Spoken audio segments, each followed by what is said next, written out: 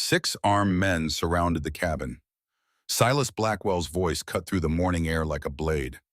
6 guns against a woman and some children. The math isn't in your favor, Mrs. Whitmore. Meg's finger tightened on the rifle trigger. Behind her, 3 little girls held their breath. The valley her father-in-law had hidden for 30 years was about to become a battlefield. But what those men didn't know was that the desperate mail-order bride they'd mocked 2 years ago had learned to shoot straight, and she had allies they'd never see coming. This is the story of how it all began. The richest ranch in 3 territories would one day belong to the woman who stepped off the train that morning with nothing but a borrowed coat and a battered suitcase. But as she stood on the platform facing a town's judgment, she didn't know that. All she knew was that 37 people were staring at her like she'd made the worst mistake of her life. The train hissed behind her, steam billowing white against the gray Montana sky. The platform creaked beneath her worn boots, each step announcing her presence like a confession. Cold wind cut through her thin coat, the kind that borrowed warmth never quite provides. She clutched her suitcase tighter, feeling the weight of everything she owned pressing against her palm.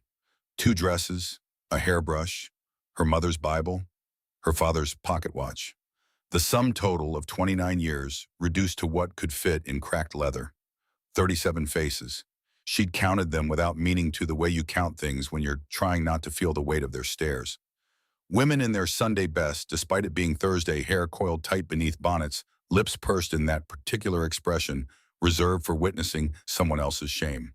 Men in work clothes and suspicion, arms crossed, watching like she was livestock being evaluated at auction. The whispers started before her second step. "That's her," a woman's voice pitched to Carrie. "The mail-order bride.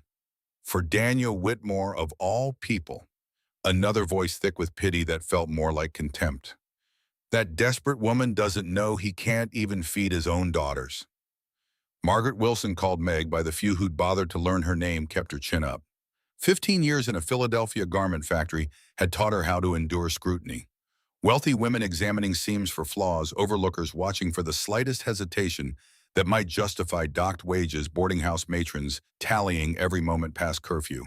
She'd survived all of it with her spine straight and her gaze forward. But this was different. This was a town, and she was the outsider who'd answered an advertisement from a man they'd already written off as a failure. Mrs. Edith Brennan stood at the center of the crowd like a general surveying troops. 55 years, merchant's wife, the kind of woman who wore her respectability like armor and wielded gossip like a sword.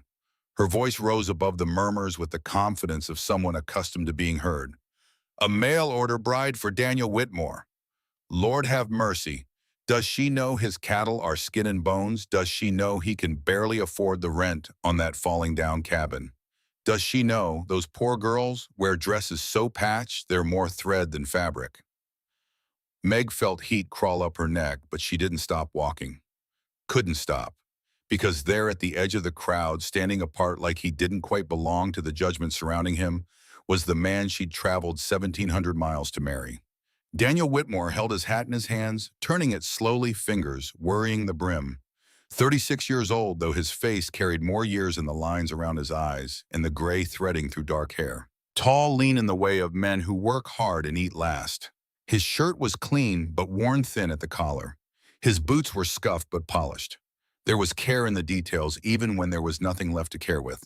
His face was red, not from cold but from shame. The kind of shame that comes from standing in public while strangers dissect your failures and find you wanting. Behind him, 3 small figures huddled together. 3 girls with their father's dark hair and their late mother's delicate features. The oldest stood in front, protective arms, slightly spread, as if she could shield her sisters from the world's cruelty through posture alone. The middle child hid behind her face, partially obscured, one hand clutching her sister's dress. The youngest simply stared, eyes wide and unnervingly direct, seeing everything and understanding more than a 6-year-old should. Their dresses were exactly as Mrs. Brennan had described. Patched. Clean, but patched. Hems let down and let down again until there was no more fabric to let. Shoes that pinched, judging by how the middle girl shifted her weight. But their hair was braided neatly. Their faces were clean. Someone had tried, someone had cared, even when caring took more energy than they probably had to spare. Meg's heart cracked open like ice under spring sun. She closed the distance between them, her suitcase bumping against her leg with each step. The crowd fell silent, watching, waiting to see how this tragedy would unfold. 20 feet, 15, 10. Daniel Whitmore looked up, and their eyes met for the first time in person. She'd seen his photograph sent with his letter. A formal portrait, stiff and serious, the kind you sit for at a studio with your best clothes and your worst anxiety. But photographs couldn't capture the exhaustion in a man's gaze or the flicker of desperate hope that he was trying very hard to hide, or the way his jaw tightened when he glanced at the crowd and then back at her, as if apologizing for putting her through this. "Miss Wilson." His voice was quiet, roughened by years of swallowing words that might have made things harder. "I'm Daniel Whitmore. I, I'm glad you came. I know this ain't, I'm sure this isn't what you—" He trailed off the words, tangling somewhere between his intention and his tongue, his hand stilled on the hat brim. For a moment, he just stood there, a man who'd forgotten how to finish a sentence in the face of public humiliation. Meg set down her suitcase. She extended her hand, formal, deliberate, making him meet her as an equal, not a supplicant. "Mr. Whitmore, thank you for meeting me." His hand was warm, despite the cold scarred across the knuckles calloused, in the way that comes from years of gripping tools and reins and responsibility. But his nails were clean, his palm was dry. Someone who cared about details even when there was no one left to notice. She noticed. Behind him, the oldest girl shifted forward half a step, protective, evaluating. This child had already learned to guard what little remained of her family. "These are my daughters," Daniel said, his voice steadier now, as if introducing them gave him purpose. "Annabeth and Grace." Anna was 12, though her eyes carried the weight of someone much older. She studied Meg with open suspicion, the kind of wariness that comes from losing one mother and learning not to trust replacements. Her hand rested on her middle sister's shoulder, proprietary defensive. Beth was 8, quiet in the way of children who've learned that silence is safety. She peeked out from behind Anna, her gaze flicking between Meg's face and the ground, never settling on either for long. There was something watchful about her, something that seemed to see past surfaces into stranger truths. Grace was 6, and she hadn't learned to hide anything yet. She stepped forward, breaking free from Anna's protective stance, and looked up at Meg with the kind of unflinching curiosity that only the very young possess. "Are you gonna be our new mama?" Her voice was clear, cutting through the tension like a bell through fog. Anna hissed her name. "Grace." But Grace didn't flinch. She just kept staring at Meg, waiting for an answer that would either confirm or deny the hope she'd been carrying since her father first mentioned sending for a wife. Meg knelt down, heedless of the dirt on the platform, bringing herself to Grace's eye level. The crowd pressed closer, eager to witness this moment of either connection or rejection. She could feel their attention like hands on her shoulders, pushing her toward failure. She ignored them, all of them. There was only this child and the question hanging between them like a fragile thing that could shatter with the wrong word. "I'm gonna try, sweetheart, if you'll let me." It wasn't a promise. She'd learned not to make promises she couldn't guarantee. But it was honest, and children had a way of hearing honesty even when adults missed it. Grace's face transformed uncertainty, giving way to something that looked dangerously close to joy. She didn't throw her arms around Meg, didn't collapse into easy affection. But she smiled, small and tentative, like she was practicing an expression she'd almost forgotten how to make. "Okay," Grace said simply. Then, with the matter apparently settled in her mind, she stepped back to her sisters. Anna's expression hadn't softened, but something flickered in her eyes. Not trust. Not yet. But maybe the possibility of trust if Meg proved herself worthy. Beth remained hidden, but Meg caught the faintest nod, so small it might have been imagined. "Well," Daniel said, clearing his throat, the wagon's just over here." He picked up her suitcase before she could protest his movements, stiff with awareness of the watching crowd. Meg straightened, brushing dirt from her skirt, and followed him toward a wagon that had seen better decades. The crowd parted, but not silently. Mrs. Brennan's voice rose again, ostensibly addressed to her circle, but carefully pitched to Carrie. "I give it 3 months. She'll run back east when she realizes what poverty really is. Mark my words, that girl doesn't know what she's gotten herself into." The banker's wife chimed in, her tone dripping with false sympathy. Those poor girls, being raised by a desperate stranger? It's not right. Someone should speak to the Reverend. One voice, quieter than the others, tried to push back. Perhaps we should give her a chance. She seems... But the suggestion was drowned beneath a wave of knowing looks and pitying sighs, the collective judgment of people who'd already written the ending to a story that had barely begun. Meg kept walking. Daniel kept his gaze fixed straight ahead. The girls followed in a tight cluster, Anna's hand on Beth's shoulder, Beth's hand holding Grace's. The wagon was exactly what Meg had expected after reading Daniel's letters. Old, patched. The wheels needed oil, announcing their approach with a steady squeak that would have been comical in different circumstances. The horses were thin ribs, visible beneath dull coats, but they'd been brushed. Their manes were combed free of tangles. Someone had taken the time to care for them, even when there wasn't enough to give. Daniel lifted the suitcase into the wagon bed with more care than its battered condition deserved, then turned to help Meg up. His hand was steady as she stepped onto the wheel hub and into the seat. The girls climbed into the back, settling among feed sacks and carefully folded blankets that were likely meant for the horses but served double duty as cushions. Ready, Daniel asked, his voice low, meant only for her. Meg nodded. She wasn't. She had no idea if she was ready for any of this, but ready or not, the train had already left, carrying away her last chance to reconsider. Daniel clicked his tongue and the horses lurched forward. The wagon creaked, the wheels squeaked, and behind them the town watched them leave with the satisfied air of people who'd witnessed the beginning of an inevitable disaster. They didn't speak for the first mile. The road stretched before them, rutted dirt cutting through landscape that was beautiful in its harshness. Rolling plains stretched toward distant mountains, grass yellowed by approaching winter skies so vast it seemed to swallow the horizon. The air smelled of earth and distance, and the particular emptiness that comes with wide open spaces. Behind them in the wagon bed, Anna finally spoke. "Can you cook?" Her tone was challenging, testing. This was an interrogation disguised as conversation, and everyone in the wagon knew it. Meg turned slightly enough to see the girl's face without fully abandoning forward vision. "I can. Nothing fancy. Stew bread beans. I worked in a factory for 15 years. We took turns cooking for the boarding house." "Can you mend?"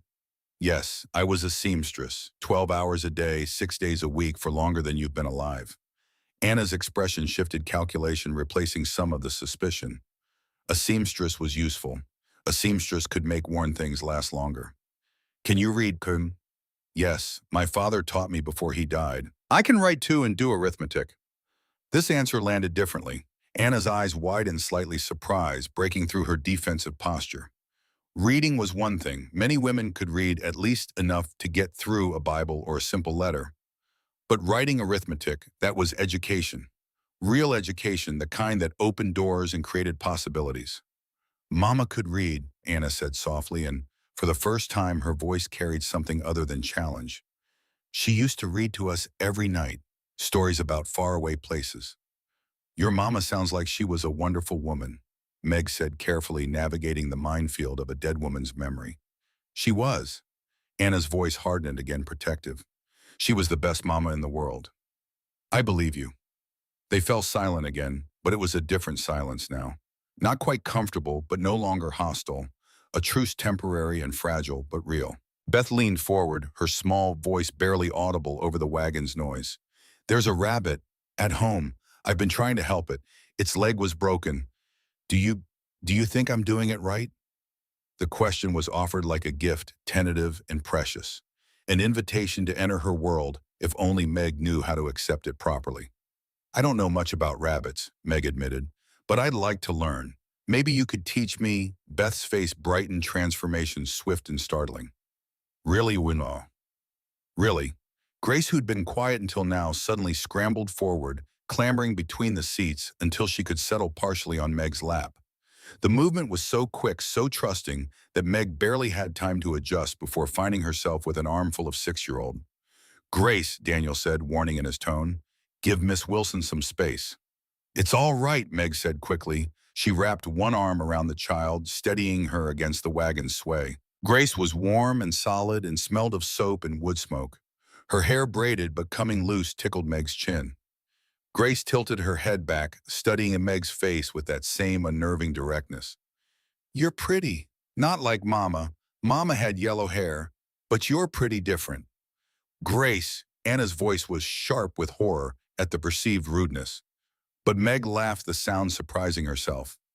Thank you, Grace. I think that might be the nicest thing anyone said to me in a very long time. Grace beamed vindicated and settled more comfortably into Meg's lap. Within minutes, lulled by the wagon's rhythm and the afternoon warmth, she was asleep, her head heavy against Meg's shoulder. Daniel glanced over, his expression unreadable. She doesn't usually, she's not normally that trusting with strangers. Maybe I'm not a stranger anymore, Meg said quietly. Something flickered across his face. Hope, maybe, or fear that Hope would be disappointed again. He turned back to the road, but his shoulders seemed slightly less rigid. The landscape rolled past, miles of grass and sky in silence, broken only by the wagon's creaking and the occasional cry of a hawk overhead. The sun tracked westward, painting everything gold and amber, making even the harshness look beautiful in the fading light. After an hour, the road crested a small rise, and Daniel pulled the horses to a stop. There, he said, pointing.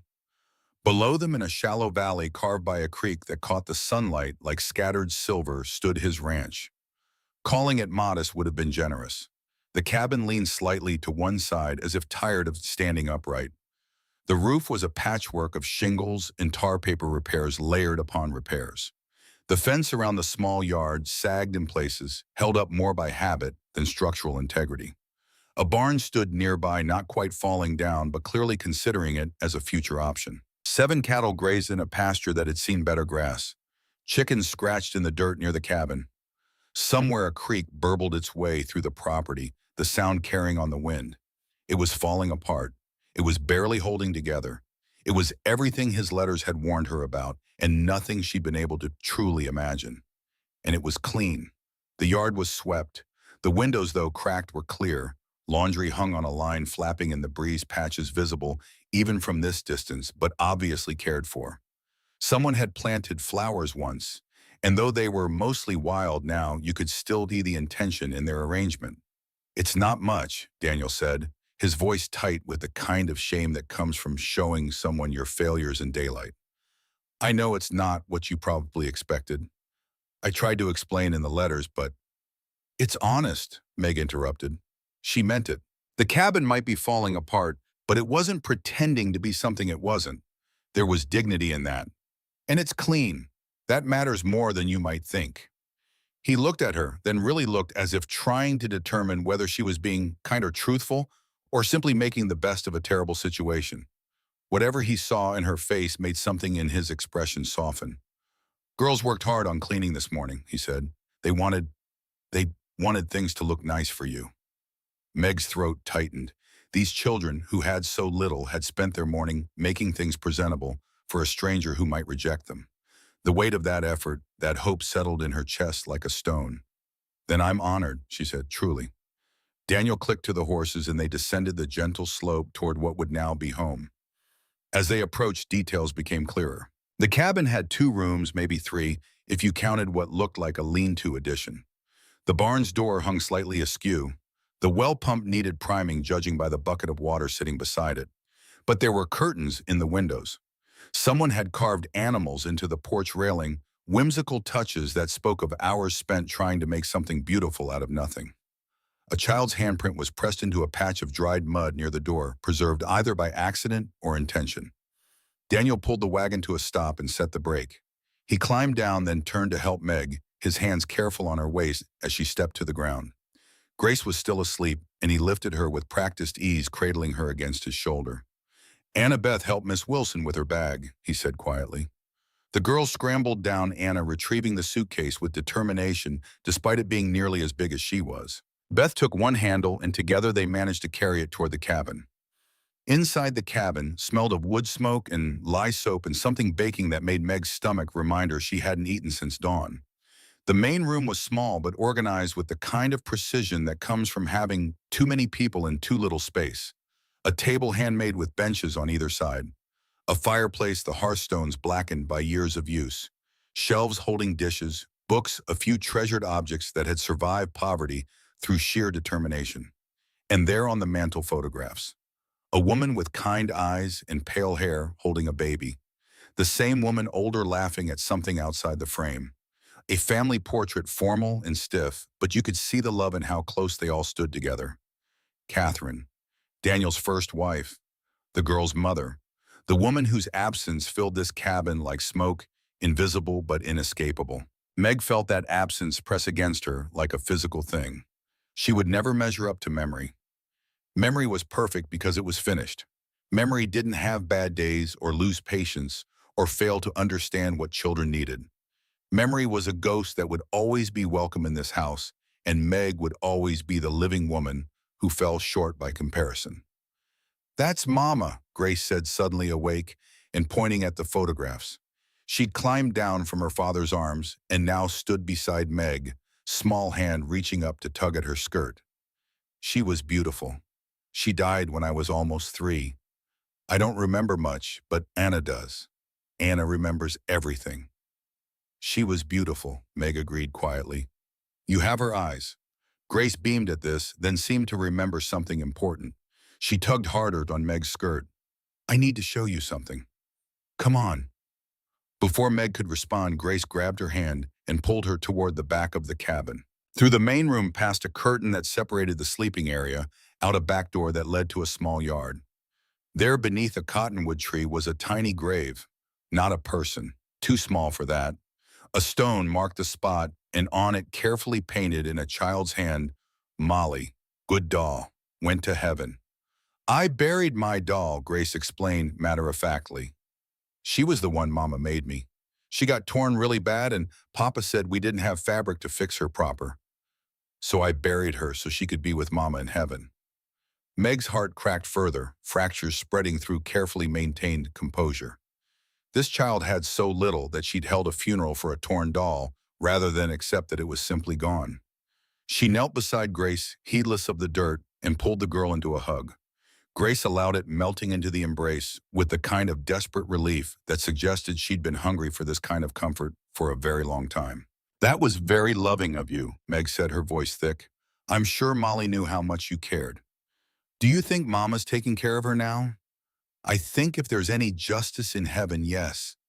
They stayed like that for a moment, woman and child kneeling beside a doll's grave in the fading light. Then Grace pulled back, wiping her eyes with the back of her hand. I'm glad you're here, she said simply. Papa's been sad for a long time. Maybe you can help him not be sad anymore. Before Meg could formulate a response to that impossible request, Anna appeared in the doorway. Supper's ready. Papa says come inside. They returned to find the table set with mismatched dishes and a meal that was simple but abundant.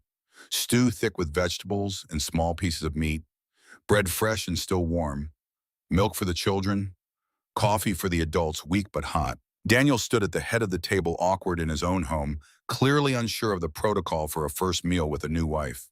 Meg solved the problem by simply sitting down at what was clearly Catherine's old place, the spot closest to the kitchen area where serving would be easiest. The girls took their usual seats, Grace between her sisters, all three watching to see what would happen next. Daniel sat slowly, as if expecting someone to object to this arrangement. When no one did, he cleared his throat. We usually say grace, he began, then stopped, uncertainty crossing his face. Unless you'd rather. I'd like that, Meg said. Please. They bowed their heads. Daniel's voice was quiet but steady. Lord, we thank you for this food, for the hands that prepared it, and for bringing Miss Wilson safely to us. Help us be worthy of your blessings and worthy of each other. Amen. Amen, the girls chorused. Amen, Meg echoed. They ate in near silence, the kind that comes from hunger and long habit of not wasting energy on words when chewing required attention. The stew was good, well seasoned despite limited ingredients. The bread was slightly dense but edible, made with care if not expertise. Halfway through the meal, Beth spoke up. Miss Wilson, do you know any songs? A few, why? Mama used to sing while we ate. It made things feel. Beth trailed off, searching for the right word. Warmer. I can sing, Meg said, though I should warn you my voice isn't anything special. That's okay, Grace said immediately. Neither was Mama's, but we loved it anyway. So Meg sang soft and slightly uncertain, an old hymn her mother had favored. Her voice was exactly as advertised, nothing remarkable, but it filled the silence with something other than chewing and the scrape of spoons on bowls. When she finished, Anna was staring at her with an expression that might have been the beginning of acceptance. After supper, as Meg helped clear the dishes, she noticed Daniel kept reaching into his left coat pocket. His fingers would slip inside, touch something, then withdraw. Over and over, the gesture unconscious automatic. The way you touch a talisman when you need reassurance that it's still there. Girls, get ready for bed, Daniel said.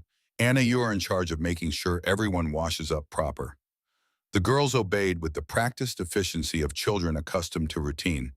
They disappeared behind the curtain, and Meg could hear water being poured, quiet voices, the rustle of clothes being changed.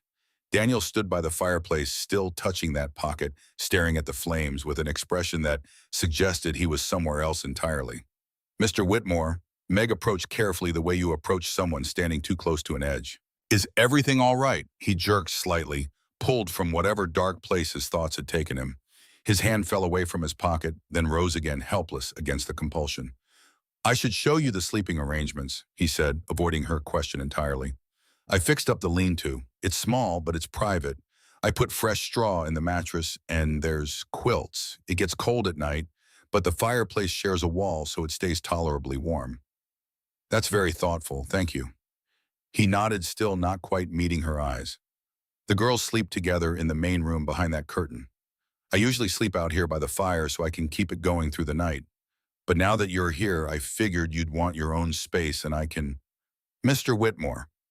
Meg waited until he looked at her. We don't have to figure everything out tonight. Let's just get through tonight and we'll see about tomorrow when it comes. Relief flooded his face so profound it was almost painful to witness.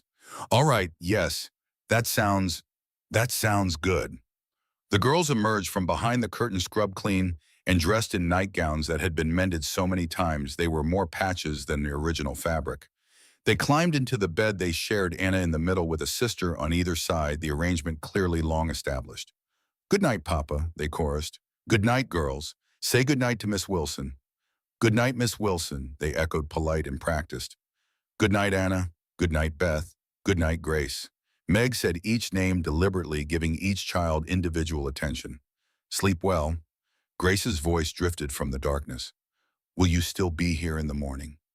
The question hung in the air, weighted with every abandonment these children had already survived, and all the ones they feared might still come. Yes, Meg said firmly. I'll be here. Promise? I promise. Satisfied, Grace burrowed deeper into the blankets. Within minutes, her breathing had evened into sleep. Beth followed soon after. Only Anna remained awake, her eyes gleaming in the firelight, watching, waiting to see if this promise would be kept. Daniel showed Meg to the lean-to, carrying a lantern that cast shifting shadows on the walls. The space was exactly as he'd described. Small, clean. A bed with a fresh straw mattress and quilts that smelled of cedar from whatever trunk they'd been stored in. A nail on the wall for hanging clothes. A small window that looked out toward the creek. It was humble. It was sparse. It was more consideration than Meg had expected, given how little there was to work with. I know it's not, Daniel began. It's perfect, Meg interrupted. Thank you, Mr. Whitmore. Daniel, he said quietly. You can call me Daniel. We're married now. Seems foolish to stand on formality. Daniel, she repeated, testing the name in her mouth. Then you should call me Margaret. Or Meg. Most people call me Meg. Meg, he said, and there was something careful in the way he shaped the syllables, as if her name was a precious thing that might break if handled roughly. They stood there for a moment, two strangers who'd made permanent promises to each other based on letters and photographs, in desperation masquerading as hope. I'll let you get settled, Daniel said finally. If you need anything, just... I'll be fine, thank you. He nodded and turned to go, then stopped. His hand went to that pocket again, fingers slipping inside, touching whatever secret lived there. Meg. His voice was rough, scraped raw by something that might have been shame or fear or both. I'm sorry for all of this, for what you heard in town, for what you're seeing here. I tried to explain in the letters, but words on paper don't quite capture how bad things really are. I wouldn't blame you if you wanted to catch the next train back east. I'd understand. I'd even help you with the fare somehow. Meg crossed the small space between them and placed her hand over his, stilling that compulsive reach toward his pocket. I read your letters, Daniel. Every word. I knew what I was agreeing to. Maybe not all the details, but enough. I'm not running. Not yet. Give me a chance to see if I can be useful here. His hand turned beneath hers palm to palm, and for a moment they stood connected by that simple touch. His hand was warm and rough and trembling very slightly. Thank you, he whispered, for staying, for trying, for not looking at my girls like they're charity cases. They're not charity cases. They're children who deserve better than they've gotten. And I'm not a saint swooping in to save anyone. I'm just a woman who answered an advertisement because I was tired of being alone in a city full of people. She pulled her hand back, and he let her go, though something in his expression suggested he would have held on if she'd allowed it. Good night, Daniel. Good night, Meg. He left, closing the door softly behind him. Meg stood alone in the lantern light, listening to the sounds of the cabin settling around her, floorboards creaking as Daniel checked the fire, the whisper of quilts being adjusted as the girls shifted in sleep, the wind outside carrying the scent of approaching winter. She unpacked her suitcase by lantern light. The two dresses were hung on the nail. The brush was placed on the small shelf beside the bed. Her mother's Bible went on the shelf too, its leather cover worn smooth by years of handling. Her father's pocket watch, the one luxury she'd kept through every hardship, was wound carefully and set beside the Bible. She changed into her nightgown, aware of the thin walls and the family just beyond them. Then she knelt beside the bed, hands folded, head bowed. She'd meant to pray, to ask for guidance, for strength, for wisdom to navigate this new life. But when she opened her mouth, no words came. Only exhaustion and a question that had no answer. What had she done? She climbed into bed, pulling the quilts up to her chin. The mattress crackled softly beneath her weight. Through the window, stars were visible, bright and cold and indifferent to human struggles. Sleep should have come easily after the long journey. Instead, Meg lay awake, listening to the unfamiliar sounds of this place that was supposed to be home. An owl called from somewhere near the creek. The cattle lowed softly in the barn. The fire popped and hissed as Daniel added another log, and beneath it all, the sound of breathing. 3 small girls and 1 tired man, all sleeping under the same roof, all depending on her to be something she wasn't sure she knew how to be. Tomorrow, she told herself. Tomorrow, she'd figure out how to be useful. Tomorrow, she'd learn the rhythms of this household and find her place within them. Tomorrow, she'd prove to those children and to their father, and maybe even to herself, that answering that advertisement hadn't been the desperate mistake everyone in town assumed it was. Tomorrow.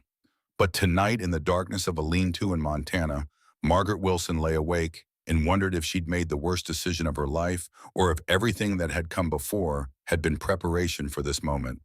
Either way, it was too late to turn back now. The train had left. The promises had been made. And somewhere in the main room, a man was sitting by the fire, his hand in his pocket, touching something he hadn't shown her yet. Something that would change everything. She just didn't know it yet. Morning arrived with rooster crow and pale light filtering through frost-traced windows. Meg woke disoriented, forgetting for a moment where she was, why the ceiling looked unfamiliar, why the air smelled of wood smoke and prairie grass instead of coal smoke and unwashed bodies packed into boarding house rooms. Then memory returned. Montana, the ranch, Daniel Whitmore and his 3 daughters. The town's judgment still ringing in her ears like church bells calling sinners to account. She dressed quickly, fingers clumsy with cold, and emerged from the lean-to to find the household already awake and moving with practiced efficiency. Daniel was at the fireplace, coaxing flames back to life from overnight embers. Anna was at the table, slicing bread with careful precision. Beth had disappeared somewhere, probably to tend that injured rabbit. Grace sat on the floor, pulling on stockings that had been darned so many times they were more repair than original fabric. Morning, Daniel said, glancing up as she entered. His hair was damp, face freshly shaved, suggesting he had been up long enough to make himself presentable. Coffee's almost ready. I hope you slept all right. Well enough, thank you. It was a polite lie. She'd slept poorly, waking every hour to unfamiliar sounds, but there was no point in making him feel worse about accommodations he couldn't improve. Anna made biscuits. They're not fancy, but they'll fill you up. Anna set a plate on the table without meeting Meg's eyes, then retreated to the safety of the kitchen area. The biscuits were dense and slightly lopsided, made by hands that were still learning the balance between too much kneading and not enough. But they were warm, and when Meg took one and slathered it with butter, the taste was honest and good. "These are excellent, Anna," Meg said. "You have a steady hand with dough." Anna's shoulders relaxed fractionally. "Mama taught me, before she got too sick to stand at the counter." The ghost in the room. Catherine always present, always watching, always the measure against which Meg would be found wanting. Beth appeared in the doorway, her dress muddy at the hem, hands cupped carefully around something small and alive. "Miss Wilson, I wanted to show you. The rabbit. Its leg is healing, I think, but I'm not sure if the splint is too tight." She opened her hands enough for Meg to see watching a small gray rabbit, wild-eyed but oddly calm, with a splint made from twigs and strips of cloth bound around one hind leg. The work was careful, thoughtful, the kind of attention to detail that suggested this child had watched healing happen before and learned from observation. "May I?" Meg extended her hands, and Beth transferred the rabbit with the solemnity of someone passing along precious cargo. The animal's heartbeat thrummed against Meg's palms, fast and fragile. The splint was well-made, supportive, without cutting off circulation. The rabbit's eyes were clear, breathing unlabored. Whatever Beth had done, it was working. "This is beautiful work, Beth. The splint is perfect. Not too tight at all. How did you learn to do this?" "Mama knew about healing. She helped people sometimes when they were sick or hurt. She showed me things. How to check if bones were set right, how to make poultices, which plants were good for fevers." Beth's voice was soft but certain, speaking of knowledge passed from mother to daughter, like an inheritance more valuable than silver. "She taught you well. This rabbit is lucky you found it." Beth's face transformed, suspicion melting into something that looked like the beginning of trust. "I'll put him back in his box. He needs to rest." She disappeared again, carrying her patient with careful hands, and Meg felt something shift in the household's atmosphere. A small wall coming down, not completely, but enough to let light through. Daniel cleared his throat. "I need to ride into town today. We're running low on flour and coffee, and I promised to help fix the Reverend's fence. Should take most of the day." He didn't say what they both knew. That most of the day meant he'd be gone from dawn until well past dark, working for trade because cash was a luxury they couldn't afford. That the flour and coffee would be bought on credit they could barely service. That every debt incurred was another weight on shoulders already bowed. "The girls can show you around," he continued, "where things are kept, what needs doing. Anna knows the routine." "We'll be fine," Meg assured him. "Take whatever time you need." He nodded clearly, wanting to say more, but lacking the words or the courage to voice them. Instead, he reached into that left coat pocket again, fingers slipping inside, touching whatever lived there with the compulsion of a prayer or a curse. Then he was gone. The sound of horse hooves fading into morning mist, leaving Meg alone with 3 children who were still deciding whether to accept her or endure her. The first day unfolded in a series of small revelations. Anna showed her where things were kept with the efficiency of someone who'd been running a household since she was 9. Flour in the tin with the dented lid. Coffee in the wines with the crack that had to be positioned just right or it would leak. Soap made from lye and tallow, harsh but effective. The root cellar where vegetables were stored in sand, precious resources carefully rationed. "We had more," Anna said, not quite apologetic, but wanting Meg to understand. "Before Mama died, Papa had 40 head of cattle. Good breeding stock. But medical bills came, and then the funeral, and then we had a hard winter. Lost most of them to paid in or sold them to pay debts. Now we're down to 7, and 2 of those are so old they're practically useless." In the arithmetic of poverty calculated in cattle and coffee, and the slow erosion of everything that had once meant security. By the creek, Beth showed Meg her collection of healing plants. Yarrow for bleeding, comfrey for bones, willow bark for pain. Each plant carefully harvested, dried, stored in small pouches made from scraps of fabric. "Do people know you can do this?" Meg asked, watching Beth's careful hands sort through her supplies. "Some. Mrs. Cole, the Reverend's wife, she asks me for remedies sometimes. But most people think it's strange for a child to know these things. They think it's—" Beth hesitated, searching for the word. "Unnatural." "It's not unnatural, it's knowledge. Your mother gave you a gift." Beth looked up, eyes bright with something that might have been tears or relief or both. "That's what Papa says. but he's the only one. Grace, meanwhile, appointed herself Meg's constant companion, following her from room to room with questions that ranged from practical to philosophical. Why did you come here? Didn't you have family back east? Do you know how to make dolls? Can you read the big words in Papa's books? Do you think animals go to heaven? Do you miss your mama? That last question landed like a stone in still water ripples spreading outward. Yes, Meg said quietly, every day. Me too, Grace whispered. Then with the resilience of childhood, but maybe it hurts less if you have someone new to love. That's what Papa says anyway. The days fell into rhythm. Meg rose at dawn, started the fire, began breakfast, while Anna dressed her sisters and Beth tended to animals. Daniel left early and returned late, exhausted and silent, eating whatever was set before him with the mechanical efficiency of someone too tired to taste. Grace narrated the world in constant commentary, her voice filling silences that might otherwise have become unbearable. By the end of the first week, Meg had learned the ranch's rhythms. Water hauled from the creek each morning, 2 buckets at a time until her shoulders burned. Laundry on Monday, the physical labor of scrubbing and wringing, leaving her hands raw. Mending every evening by firelight, needle and thread, performing small resurrections on fabric too worn to last much longer. Cooking meals that stretched ingredients further than they should reasonably go, making abundance out of scarcity through stubborn determination. She found Catherine's cookbooks, pages stained and dog-eared margin notes in neat handwriting. Add more salt. Bake longer in winter. The girls prefer this with honey.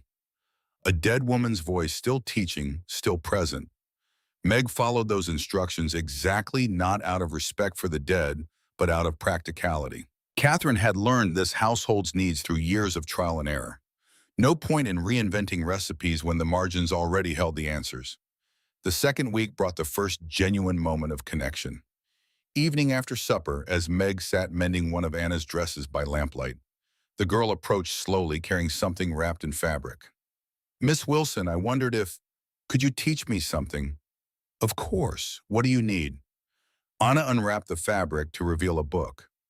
Not a primer or a Bible, but a real book, the kind with stories and ideas. Papa bought this for me last year, before things got really bad. It's about a girl who becomes a teacher. But there are words I don't understand, and Papa works too hard to have energy for reading lessons at night. She held the book out like an offering, and Meg recognized the gesture for what it was. An invitation, a test, a reaching across the gap between stranger and family. I'd be happy to help. Shall we read together now, or would you prefer evenings after your sisters are asleep? Now, Anna's voice carried hope she was trying to hide. If it's not too much trouble. They sat together at the table lamp between them, and Meg began to read. Her voice found rhythm in the words, bringing the story alive. Anna leaned in, following along, asking questions that showed a sharp mind hungry for knowledge it had no way to access. Beth drifted over then, Grace, both girls drawn by the magnetic pull of story. Soon all three were pressed close, listening as Meg read about a girl not unlike Anna, fighting for education, in a world that thought women needed nothing beyond cooking and mending. Daniel came home to find them like that. 4 females around a lamp, heads bent toward the same book, his daughters' faces bright with attention. He stood in the doorway for a long moment, just watching, and when Meg glanced up, she saw something in his expression that might have been gratitude or grief or the complicated mixture of both. That night, after the girls were asleep, he approached her in the lean-to doorway. Thank you, he said quietly, for reading to them. Catherine used to do that. I've tried, but after a day in the fields, I can barely keep my eyes open, let alone make words make sense. They're bright girls. They deserve chances to learn. They deserve a lot of things they're not getting. His voice turned bitter, self-recrimination, sharp as broken glass. New dresses, full bellies, a house that doesn't leak when it rains, a father who can provide more than broken promises and patched everything. They have a father who loves them. That counts for more than you think. He laughed, but there was no humor in it. Love doesn't pay debts or put food on the table. His hand went to that pocket again, compulsive, automatic. Meg had been watching this gesture for 2 weeks now, curiosity building like pressure behind a dam. Whatever he kept there mattered enough to touch 100 times a day, to check constantly like he feared it might disappear. Daniel, what's in your pocket? The left one, you touch it constantly. He froze hand halfway to the fabric caught in the act. Color rose in his face, shame or embarrassment or both. It's nothing. Just something old, boss. It's not nothing. You reach for it when you're worried, when you're thinking about Catherine, when you look at the girls. Whatever it is, it means something. He stood silent for a long moment, war playing across his features. Then slowly he reached into the pocket and withdrew a folded piece of paper. The edges were soft, with handling the creases threatening to become tears. He held it like it might bite.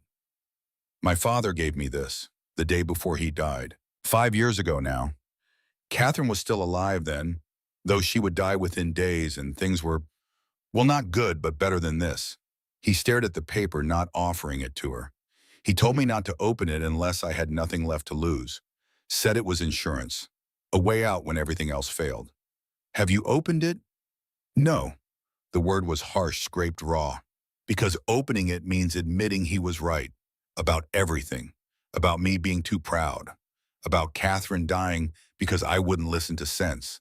About me failing these girls just like I failed their mother. Meg stepped closer, close enough to see the fine tremor in his hands. What did he say about Catherine? Daniel's jaw tightened. The last thing he said to me standing in this very room while Catherine lay dying in that bed was, "You're killing her with your pride, boy. Stop asking her for more children and maybe she'll survive this one." And I threw him out. Told him he didn't know anything about love or marriage or family. Told him to leave and not come back. His voice broke. 2 days later, Catherine died. And a week after that, my father had a heart attack working in his fields. I didn't even get to apologize. Didn't get to tell him he was right, and I was a prideful fool.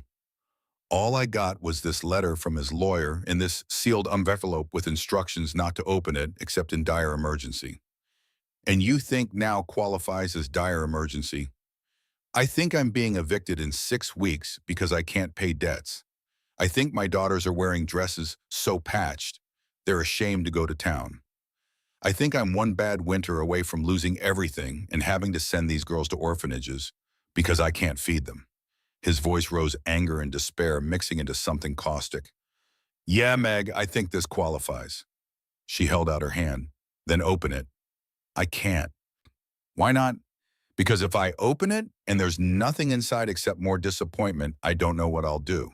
And if I open it and there is something some way out my father prepared, then I have to live with knowing I wasted 4 years being too stubborn to look. Meg kept her hand extended, patient, waiting. You're in pain now, right this moment.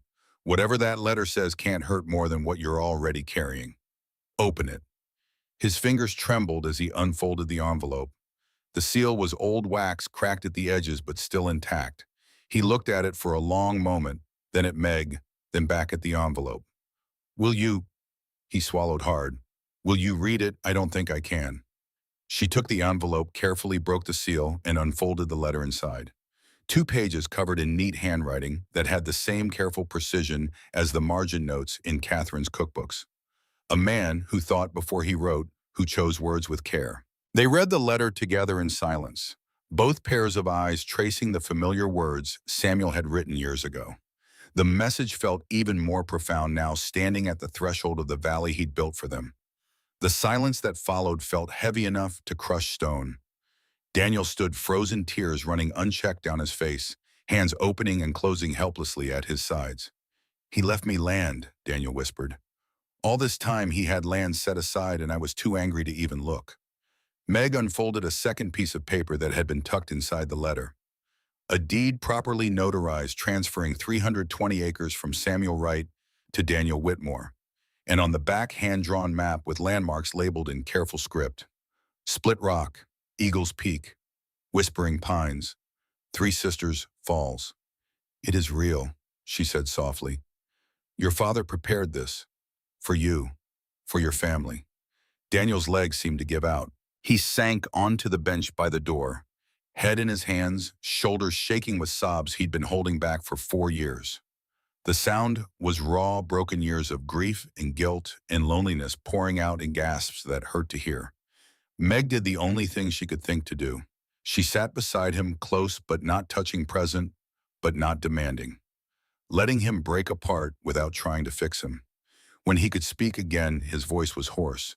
I threw him out. He came here trying to help, trying to save Catherine, and I threw him out because I was too proud to admit I was wrong. And then he died, and I never got to tell him I was sorry. Never got to tell him I loved him despite everything. He knew. Parents always know even when children cannot say the words. He left you this valley. That is forgiveness made solid. Daniel raised his head, eyes red and swollen. What do I do? The eviction notice says I have 6 weeks. Even if this valley exists, even if we could get there, what about the debts here? What about Silas Blackwell? He will not just let me walk away. Meg looked at the deed again, studying the details. This land is in a different county, different jurisdiction. Blackwell's claim is on this ranch, not on property he does not even know exists. You do not owe him anything beyond what the loan papers say, and we are documenting every payment. If we leave before the deadline, he cannot claim additional penalties. Leave? Daniel stared at her like she'd suggested flying to the moon. Just pack up and go abandon everything. What is there to abandon? A cabin that leaks, land that barely produces, debts you cannot pay? Daniel, your father gave you a way out. Maybe we should take it. But the girls, Anna has friends here. Beth knows every healing plant within 5 miles. Grace was born in this cabin. This is their home. Home is not a building. Home is where their father can provide for them, where they do not have to wear dresses patched beyond repair, where they can eat until they are full instead of rationing every bite. Meg's voice turned fierce. Your daughters deserve better than watching you work yourself to death, trying to pay off a predatory loan to a man who wants you to fail. He looked at her for a long moment, something shifting in his expression. Not quite hope, but maybe the possibility of hope, if such a thing could be trusted. You would come to some unknown valley 3 days from anywhere. You have been here barely 2 weeks, and I am asking you to uproot again. I did not come here for the ranch, Daniel. I came because the alternative was dying alone in a boarding house, forgotten and unmourned. Your daughters need stability. You need a chance to succeed without impossible debts crushing you. If this valley is real, if your forefather truly prepared it, then yes, I will come. Daniel's hand found hers, fingers intertwining with a grip that spoke of desperation and gratitude in equal measure. I do not deserve you. I do not deserve any of this. Deserving has nothing to do with it. We make do with what we have and try to build something better. That is all anyone can do. They sat like that for a moment. Hands joined two people who had known each other for mere weeks, making decisions that would reshape the rest of their lives. We should tell the girls in the morning, Daniel said finally. Give them time to say goodbye to friends, to this place. Agreed, Down. But Daniel, we need to keep the valley itself secret. If word spreads about your father leaving you valuable land, Blackwell might try to claim it somehow. Invent some debt your father owed. Forge documents. Better to simply disappear and let them think we fled in shame. Understanding dawned in his eyes. Let them believe we ran from failure. Let them believe whatever they want. We will know the truth. That night, Meg lay awake in the lean-to, listening to the ranch settle around her. Tomorrow would bring new challenges. Telling the girls, planning the journey, deciding what to take and what to leave behind. But tonight, for the first time since arriving, she felt something that might have been hope. Somewhere 3 days north, there was a valley. And in that valley, there was a chance to build something real, a chance to give these children the childhood they deserved, a chance to prove that answering a mail-order bride advertisement had not been the desperate mistake everyone assumed. In the main room, Daniel sat by the fire staring at his father's letter. The words blurred through tears, but one phrase stood out, searing itself into his memory. Trust your new wife. A good woman can see things a man cannot. His father had been right about Catherine, had been right about pride, had been right about so many things Daniel had been too stubborn to acknowledge. Maybe he was right about this too. Maybe Meg was exactly what this family needed. Not a replacement for Catherine, but something new. Something that could grow into its own kind of strength. He folded the letter carefully, returned it to his pocket, and allowed himself for the first time in 4 years to imagine a future that did not end in failure. 3 days north, a valley waiting, a cabin his father built with his own hands, land that could sustain them, And whatever his father had found there, whatever valuable thing he'd mentioned, they would discover it together, as a family. The word felt strange and right in equal measure. Family. Not just his daughters, but Meg too. Margaret Wilson, who'd stepped off a train into judgment and chosen to stay. Who read to his girls and taught them their worth. Who saw the possibility of escape and spoke it aloud when he'd been too afraid to even imagine it. He would make this work. Whatever it took, however hard the journey, he would get his family to that valley. And once there, he would build them the life they deserved. His father had given him one last gift, one last chance at redemption. He would not waste it. Morning brought the hardest conversation Daniel had ever faced with his daughters. They sat together at the breakfast table, plates of porridge going cold, as he explained what their grandfather had left them, what it meant, what they would have to do. Anna's face cycled through disbelief, hope, and fear in rapid succession. Leave, just leave everything and go to some valley we've never seen. Your grandfather built it for us, for this exact situation. He knew someday we might need it. But what about Lucy? Anna's voice cracked. She's my only friend, and the Reverend's wife has been teaching me piano on Sundays. And I know every creek and tree for miles. This is home. I know, sweetheart. I know it's hard.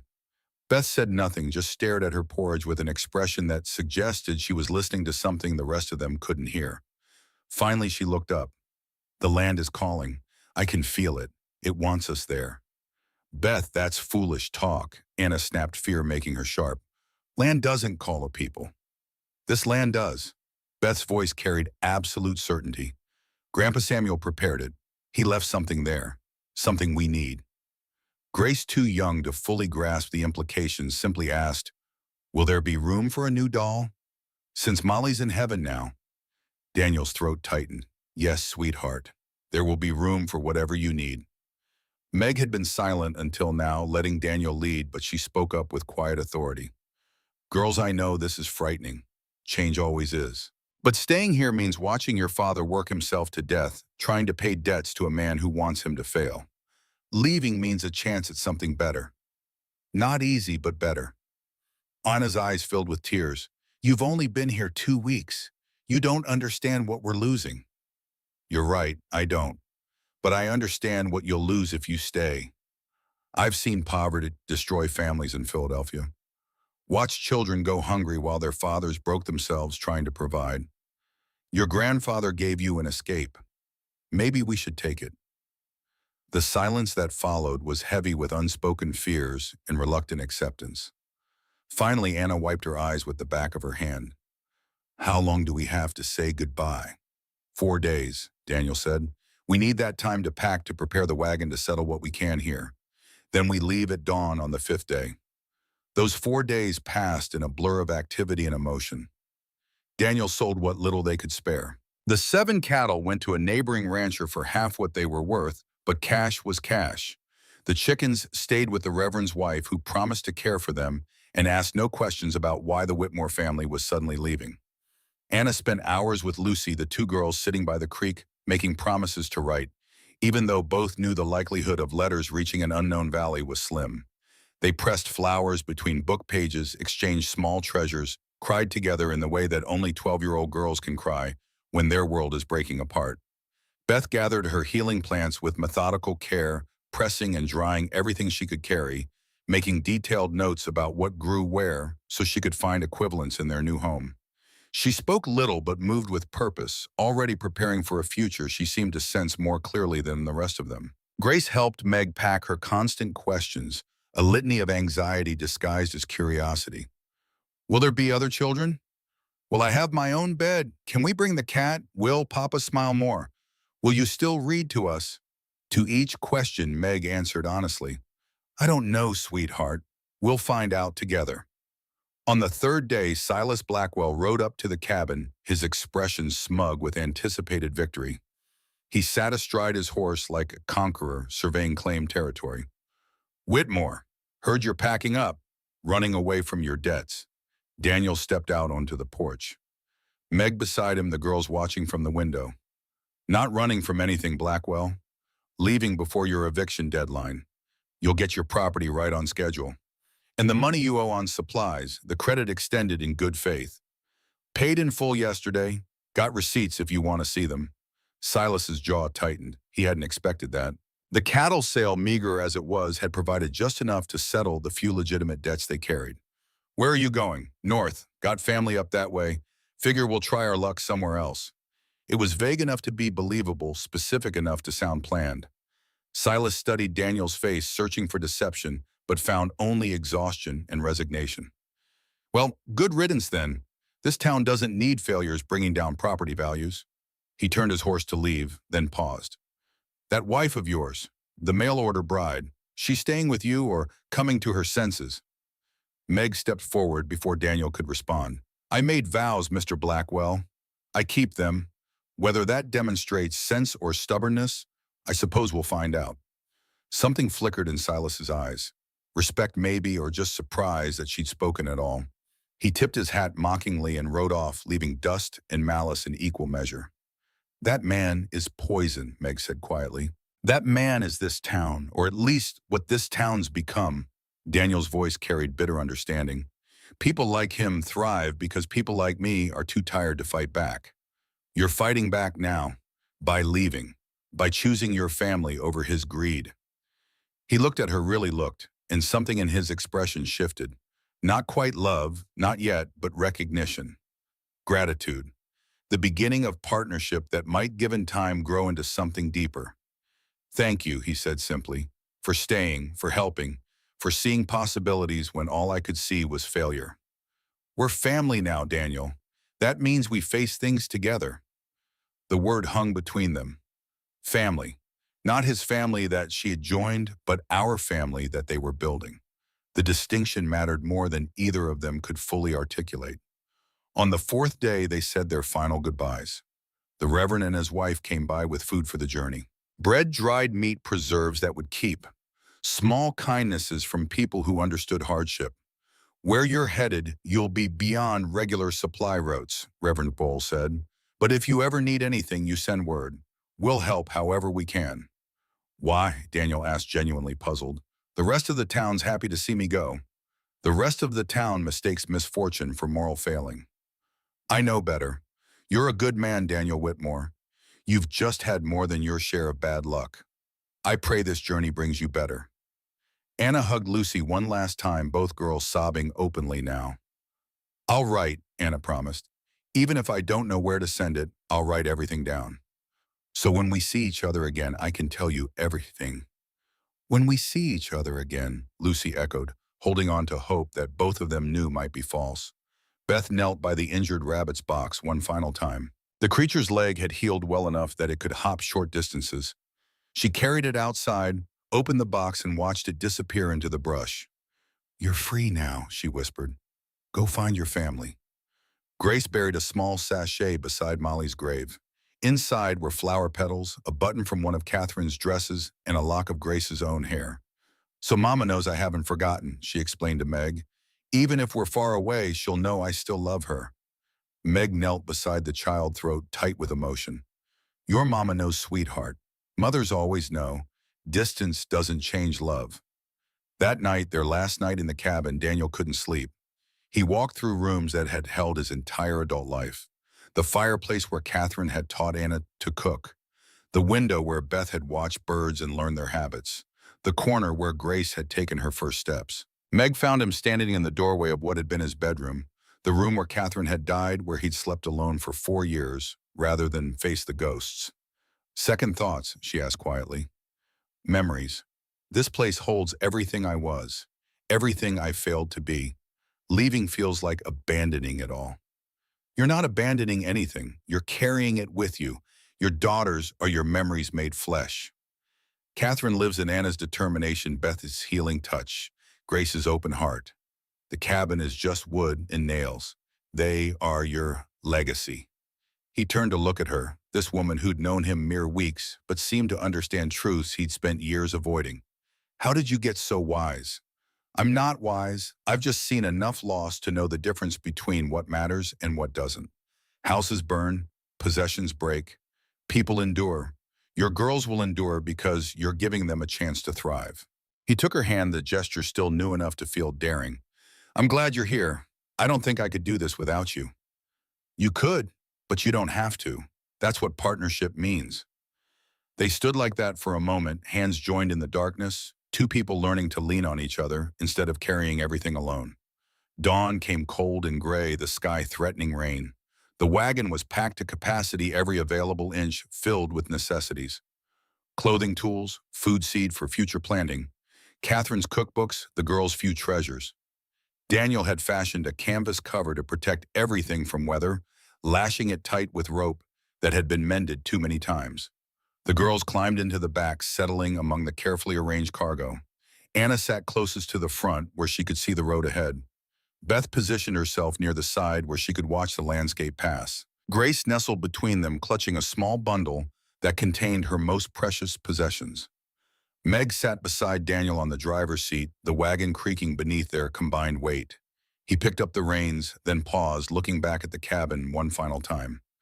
Goodbye, he whispered. Thank you for the years you gave us. I'm sorry I couldn't make it work. Then he clicked his tongue and the horses lurched forward. The wagon rolled down the rutted path away from the only home these girls had ever known, toward an uncertain future in a valley none of them had seen. As they passed through town, curtains twitched. Faces appeared in windows. Mrs. Brennan stood on her porch, arms crossed, watching them leave with the satisfaction of someone whose predictions were coming true. There they go, she announced to anyone within earshot. Running away like thieves, that mail-order bride probably regrets her choices now. Meg heard every word. She kept her chin up, her gaze forward, and refused to give the woman the satisfaction of acknowledgement. They were 3 hours from town when they passed an old prospector walking the opposite direction, his burro laden with supplies. He was weathered and lean, 70 years, if he was a day, with eyes that had seen more than most men could imagine. He stepped aside to let the wagon pass, then called out, Daniel Whitmore, that you? Daniel pulled the horses to a stop, surprised. Do I know you? Pete Murphy, used to prospect with your father back in the old days. Heard you were leaving town. Figured you might be heading north. Daniel's hands tightened on the reins. What makes you think that? Pete's weathered face creased into something that might have been a smile. Your father saved my life once. Pulled me out of a collapsed mine shaft when any sensible man would have left me for dead. I never forgot that. And I never told anyone about the valley he found up in Red Rock territory. Figured that was his business. The girls had gone silent in the wagon bed, listening. Meg tensed beside Daniel, uncertain whether this old man represented danger or deliverance. I don't know what you're talking about, Daniel said carefully. Sure you don't, and I'm not saying you do. I'm just saying if a man were headed up to Red Rock territory, he'd want to follow the old mining trails. Stay off the main roads where people ask questions. And he'd want to know that wolves have been active this season. Pack of 7, maybe 8, hunting the northern routes.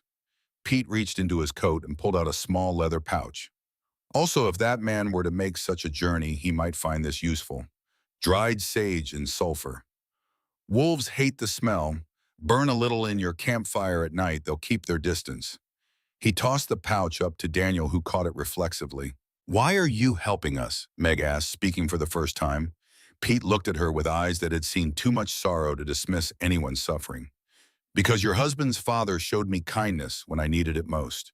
Because I'm old enough to know that hoarding good deeds is as foolish as hoarding gold. And because those girls deserve better than what this world's given them so far. He tipped his hat and continued on his way, his burro's hoofbeats fading into the morning mist. The valley isn't secret anymore, Anna said quietly from the wagon bed. One old prospector knowing isn't the same as the whole town knowing, Daniel replied. And he's right about the trails. We'll stay off the main roads. The first day of travel was deceptively easy. The weather held cold but dry, and the roads were passable. They made good time putting distance between themselves and the town that had watched them fail. But as afternoon stretched toward evening, dark clouds gathered on the horizon. The temperature dropped.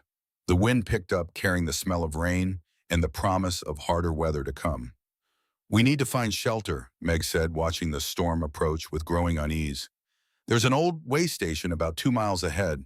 Used to be for freight wagons. Might still be standing. They pushed the horses faster, racing the storm. Thunder rumbled in the distance, deep and threatening. Lightning flickered on the horizon like celestial warnings. They reached the way station just as the first drops fell. It was barely more than a lean-to with 3 walls and a partial roof, but it was better than nothing. Daniel drove the wagon underneath the shelter, the horses stamping nervously as rain began to pound the earth with increasing fury. Within minutes, the storm hit with full force. Rain fell in sheets, turning the world gray and indistinct. Thunder cracked loud enough to make the girls cry out. Lightning illuminated everything in stark white flashes that left afterimages burned into vision. "Everyone stay in the wagon," Daniel ordered, his voice barely audible over the storm's roar. "The cover will keep you mostly dry." But the wagon wasn't completely waterproof. Water seeped through gaps in the canvas, dripping onto cargo and passengers alike. The temperature plummeted. Within an hour, everyone was shivering, teeth chattering, misery compounding misery. Grace pressed against Meg, seeking warmth that Meg didn't have to give. The child's lips were turning blue. Her skin felt clammy and cold beneath Meg's touch. "Daniel," Meg called, "Grace is getting too cold." He climbed into the wagon bed, wrapping Grace in every blanket they could spare, but it wasn't enough. The child was soaked through, shaking violently, her breathing shallow and rapid. "We need fire," Beth said with quiet urgency. "She needs warmth or she'll get sick." "Can't light a fire in this rain," Daniel said, frustration and fear warring in his voice. "Then we use our bodies, all of us together." Meg began arranging them, pressing close, sharing what little heat they had. Anna on one side, Beth on the other. Meg and Daniel creating a protective barrier around Grace in the center. The storm raged for hours. Thunder shook the ground. Lightning turned night into fractured day. Rain drummed against canvas with relentless percussion. And in the wagon bed, 5 people huddled together, sharing breath and warmth and fear in equal measure. Somewhere in those dark hours, Grace whispered, "I want Mama." The words cut deeper than any storm could reach. This child wanted her mother, the mother she barely remembered, the mother who died trying to give her father the son he'd wanted. And instead, she had Meg, a stranger who'd answered an advertisement and was already regretting the audacity of thinking she could replace someone irreplaceable. "I know, sweetheart," Meg whispered back, holding the child close. "I know, but I'm here and I'm not going anywhere. Promise. I promise." Grace's shivering gradually subsided. Her breathing evened. She slept finally, exhaustion, overwhelming discomfort. Meg stayed awake, Grace's weight warm against her chest, Daniel's presence solid beside her. This was what she'd signed up for. Not romance or comfort or security, but this, being present in the hard moments, holding a frightened child through a storm, sharing body heat in a leaking wagon while thunder shook the world apart. Daniel's hand found hers in the darkness, fingers intertwining with a grip that spoke of gratitude and something deeper that neither of them was ready to name. "Thank you," he said quietly, "for keeping your promise. For not running when things got hard. Where would I run to? This is home now. You and these girls. Wherever we end up, that's home." He pulled her closer, his other arm still wrapped around Grace, and they sat like that through the remainder of the storm. Not quite lovers, not quite partners, but something in between. 2 people learning to trust each other with the weight of survival. By dawn, the storm had passed, leaving behind a world washed clean and impossibly bright. The sun emerged like vindication, warming earth and bodies with democratic generosity. They emerged from the wagon stiff and exhausted but alive. Grace's fever, which Meg had feared would develop, never materialized. Beth's insistence on body heat had been exactly right. The child was tired and cranky, but fundamentally well. They ate a cold breakfast of bread and dried meat, too tired to attempt anything more complicated. Then they set out again, following Daniel's father's map, deeper into territory that grew increasingly wild and unfamiliar. The landscape changed around them. Gentle farmland gave way to rolling hills. Hills rose into foothills. Foothills climbed toward mountains that scraped the sky with peaks still snow-covered despite the season. The air grew thinner, colder, cleaner. Pine trees replaced cottonwoods. Creeks ran faster, clearer, colder. And then just past noon on the second day, disaster struck. The road, such as it was, descended steeply into a ravine where a creek had swollen from the previous day's rain. Daniel guided the horses carefully, knowing that any misstep on the muddy slope could send the entire wagon tumbling. They were halfway across when it happened. The rear left wheel hit a submerged rock. The wheel cracked with a sound like a gunshot. The wagon lurched sideways, throwing everyone off balance. Anna screamed. Beth grabbed Grace, holding her tight. Meg clutched the seat, her heart hammering, as the wagon teetered on the edge of complete disaster. Daniel fought the reins muscles, straining, voice sharp as he commanded the horses to hold steady. Somehow, through skill or luck or sheer desperation, he managed to get them across the creek and onto solid ground before the wagon collapsed onto its broken wheel. They sat in shocked silence for a moment, adrenaline making everything feel sharp and unreal. Then Daniel climbed down to assess the damage, and reality crashed back with crushing weight. The wheel was beyond repair. The hub had cracked, spokes had splintered, the iron rim had bent. They were stranded in the middle of nowhere with a wagon that couldn't move. "Can you fix it?" Meg asked, already knowing the answer. "On here, not with what we have. I'd need a forge proper tools, seasoned wood for the spokes." Daniel's voice was hollow with despair. "We're 2 days from town, maybe a day from the valley if the map is accurate. We can't go back. We can barely go forward." Beth climbed down and walked a slow circle around the wagon, studying the damage with eyes that saw more than broken wood. Finally, she knelt, pressed her hand to the earth, and went very still. "Beth," Anna called, "what are you doing?" "Listening." Beth's voice was distant, dreamy. "The land is telling me something." "The land doesn't talk, Beth." But Anna's voice lacked conviction. They'd all learned not to dismiss Beth's odd insights entirely. Beth stood, brushed dirt from her dress, and pointed northwest. "There's help, that way, not far. Someone who can fix the wheel or knows where we can get a replacement." "How could you possibly know that?" Daniel asked, torn between hope and skepticism. "I just know. The same way I knew the rabbit's leg would heal.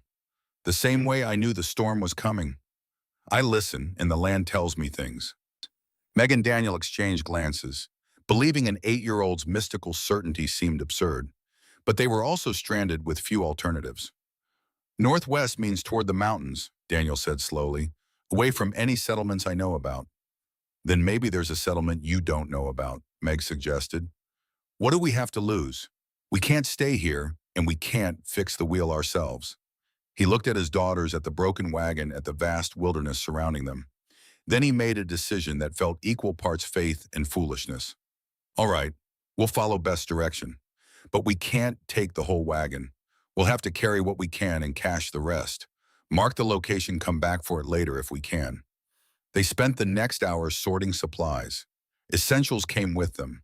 Food, water, clothing, tools, Catherine's cookbooks, the girls' most treasured possessions. Everything else was carefully wrapped and hidden beneath the wagon's cover, protected as well as they could manage. Daniel fashioned rough packs from blankets and rope. Each person carried what they could manage. Even Grace shouldered a small bundle, determined to help despite her size. They set out northwest, following Beth's unwavering certainty through landscape that grew increasingly rugged. The terrain was beautiful in its harshness. Pine forests thick with shadow, rocky outcroppings that looked like the earth's bones pushing through skin, creeks that sang over stones polished smooth by centuries of water. But beauty didn't make the journey easier. The packs grew heavier with each mile. Grace tired quickly, requiring frequent rests. Anna's earlier confidence in leaving home had eroded into quiet fear of the unknown, stretching endlessly before them. As afternoon stretched toward evening, Daniel began scouting for a place to camp. They needed shelter, water-level ground. The forest was thick here, visibility limited, and he didn't like how exposed they felt. That's when Beth stopped suddenly, head tilted like she was listening to something beyond hearing. "What is it?" Meg asked. "Wolves, upwind. They've caught our scent." Daniel's hand went to the rifle strapped across his back. "How many? 6, maybe 7, hungry?" Beth's voice was calm, matter-of-fact, reporting information without apparent fear. "They're deciding if we're worth the risk. Everyone together, now." Daniel's voice carried command that brooked no argument. "Anna, Grace behind me. Meg, can you shoot?" "Yes." She'd mentioned it before, but saying it and doing it were different things. Her hands trembled as she took the second rifle Daniel had brought from the wagon's remains. The wolves emerged from the trees like smoke given form. 6 of them, as Beth had said, gray and brown, lean with winter hunger eyes reflecting fading daylight with predatory intelligence. They moved with coordinated purpose, spreading out to surround their potential prey. The lead wolf, larger than the others and bearing scars that spoke of past battles won, approached slowly. Not aggressive yet, but testing, seeing if these humans would run or fight. Don't shoot unless they charge, Daniel said quietly. Ammunition is precious, and we might miss in panic. Let them see we're dangerous. Hopefully that's enough. The wolves circled patient as death, waiting for weakness. Grace whimpered behind Meg, and the sound drew the lead wolf's attention. Its focus shifted, zeroing in on the smallest, most vulnerable member of their group. The wolf took a step forward, then another, its lips pulled back, exposing teeth designed for tearing meat from bone. Now, Daniel said, his voice flat and cold. He fired not to kill, but to warn. The bullet kicked up dirt 3 feet in front of the lead wolf. The crack of the rifle was deafening in the forest silence. The wolf didn't retreat. It snarled, a sound that spoke of hunger stronger than fear. Meg raised her rifle, sighting down the barrel the way her father had taught her 15 years ago in a Philadelphia back lot. Her hands were steady now, fear burning away into focused determination. She would not let these animals harm Grace, would not let this journey end in blood and failure. She fired. The second shot was close enough that dirt sprayed the wolf's face, close enough to make the message unmistakable. The lead wolf paused, reconsidering. Pack animals were intelligent, capable of calculating risk versus reward. 7 wolves against 5 humans with guns was not favorable odds, especially when the humans were willing to fight. Then Beth did something unexpected. She stepped forward, moving past Daniel's protective stance, and spoke directly to the lead wolf. Not in English, but in a series of soft sounds, clicks and low murmurs, a language that seemed to bypass human understanding and speak directly to something older. The wolf's ears pricked forward. Its aggressive posture softened fractionally. Beth continued her strange communication, her small body radiating confidence that should have been absurd, but somehow wasn't. The lead wolf sat back on its haunches, made a sound that might have been acknowledgement or dismissal. Then it turned and trotted back into the forest, its pack following with reluctant obedience. They were gone as quickly as they had appeared, leaving behind only paw prints and the lingering scent of wild things that had chosen mercy over hunting. Daniel lowered his rifle slowly, hands still trembling with adrenaline. Beth, what did you do? I told them we meant no harm, that we were just passing through, that there was easier prey deeper in the forest. She said it as if it was the most natural thing in the world. They understood. Wolves don't understand human language, Beth. I didn't use human language. She looked up at her father with eyes that seemed far older than 8 years. Mama taught me before she died. She said some people can speak to the land and the creatures in it. She said I had the gift. Anna stared at her sister with a mixture of awe and unease. Mama never told me that. Because you didn't need to know. Your gift is different. You are meant to teach, to help people learn. Mine is healing and understanding things that don't use words. Grace tugged on Meg's sleeve. What's my gift? Beth smiled at her youngest sister. You see goodness in people, even when they've forgotten how to see it in themselves. That's why Papa's been smiling more since Mama Meg came. You reminded him he was allowed to. The words hung in the twilight air, profound and simple, spoken with the certainty of someone who saw truths that others missed. They made camp in a small clearing, building a fire from dead wood and dried moss. Daniel burned some of Pete Murphy's sage and sulfur mixture, and the acrid smoke seemed to create an invisible barrier that no predator would cross. That night, huddled around the fire with wolves prowling somewhere in the darkness beyond, Meg understood something fundamental. This family was extraordinary, not because they were perfect, but because each member carried gifts that complemented the others. Anna's fierce protectiveness, Beth's uncanny connection to the natural world, Grace's innocent wisdom, Daniel's quiet strength, and her, what gift did she bring? The answer came as she watched Grace fall asleep in her lap, as she helped Anna tend the fire, as she listened to Beth explain which plants growing nearby could be used for medicine. Her gift was seeing them, really seeing them not as charity cases or burdens, but as people worthy of investment and care. Maybe that was enough. Maybe being seen was its own kind of healing. Daniel sat beside her close enough that their shoulders touched.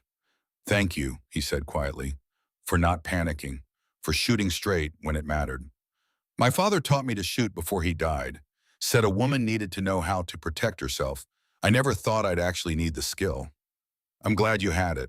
He paused, then added, I'm glad you're here. I know I've said it before, but I mean it more each day. You're holding us together in ways I didn't know we were falling apart. Meg's throat tightened with emotion too complex to name. We're holding each other together. That's what families do. There it was again. That word, family, growing more real each time it was spoken. They sat in companionable silence, watching the fire burn down to coals, listening to the forest settle into night sounds. Somewhere out there, wolves prowled. Somewhere ahead, a valley waited.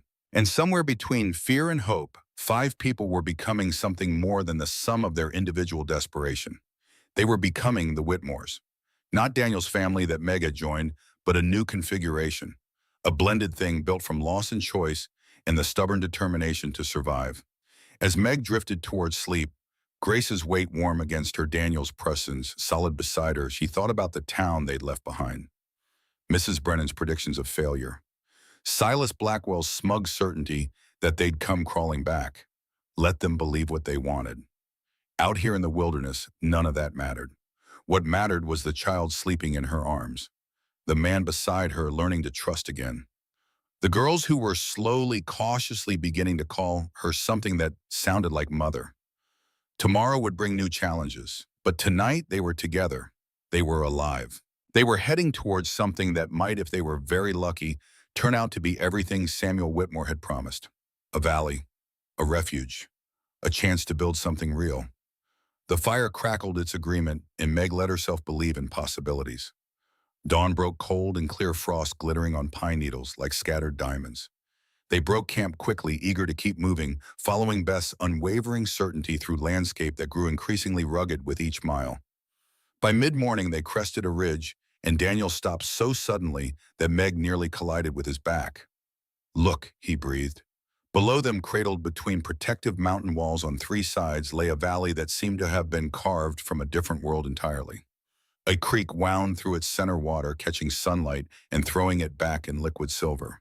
Meadows thick with wild grass stretched green and impossible, fed by underground springs that kept everything lush even in late season. Fruit trees gone semi-wild but clearly planted with intention dotted the landscape. And there near the creek's edge stood a cabin. Not the ramshackle structure Daniel had described from his childhood memories. Not some hunter's lean-to or abandoned prospector's shack. A real cabin, 2-story stone foundation, timber frame, weathered by years but standing solid and true. Beside it, a barn that looked capable of housing a dozen animals. A porch that wrapped around 2 sides. Glass windows that caught the light. That's it, Daniel whispered. That's what Father built. All those years, all that secrecy, and he built something real. Anna's hand found Meg's squeezing tight. It's beautiful. It looks like something from a storybook. Can we live there? Grace asked, her voice small with hope she was afraid to trust. Really live there forever? Let's find out, Daniel said. They descended into the valley, and with each step the world seemed to grow warmer, softer, more welcoming. The air here was different. Protected by the surrounding mountains, sheltered from harsh winds, the valley had created its own microclimate. Wildflowers bloomed in colors that shouldn't have survived this late in the season. Birds sang from branches heavy with fruit. Even the grass seemed greener, thicker, more alive than anything they had seen in miles of travel. The land is singing, Beth said quietly. Can you hear it? It's happy we're here. They approached the cabin, slowly reverent, as if entering a church. The porch boards were solid beneath their feet. The door, when Daniel pushed it open, swung smoothly on hinges that had been oiled recently enough that they didn't squeak. Inside, dust covered everything like a burial shroud, but beneath it, the cabin was extraordinary. The main room was vast, dominated by a fireplace built from river stones fitted so precisely they needed no mortar. A table, handmade but beautifully crafted, sat surrounded by chairs that showed the same careful attention to detail. Shelves lined one wall holding books, dishes, tools, all the necessities of life arranged with meticulous care. Upstairs, Anna called from the loft ladder. There are 3 bedrooms, 3.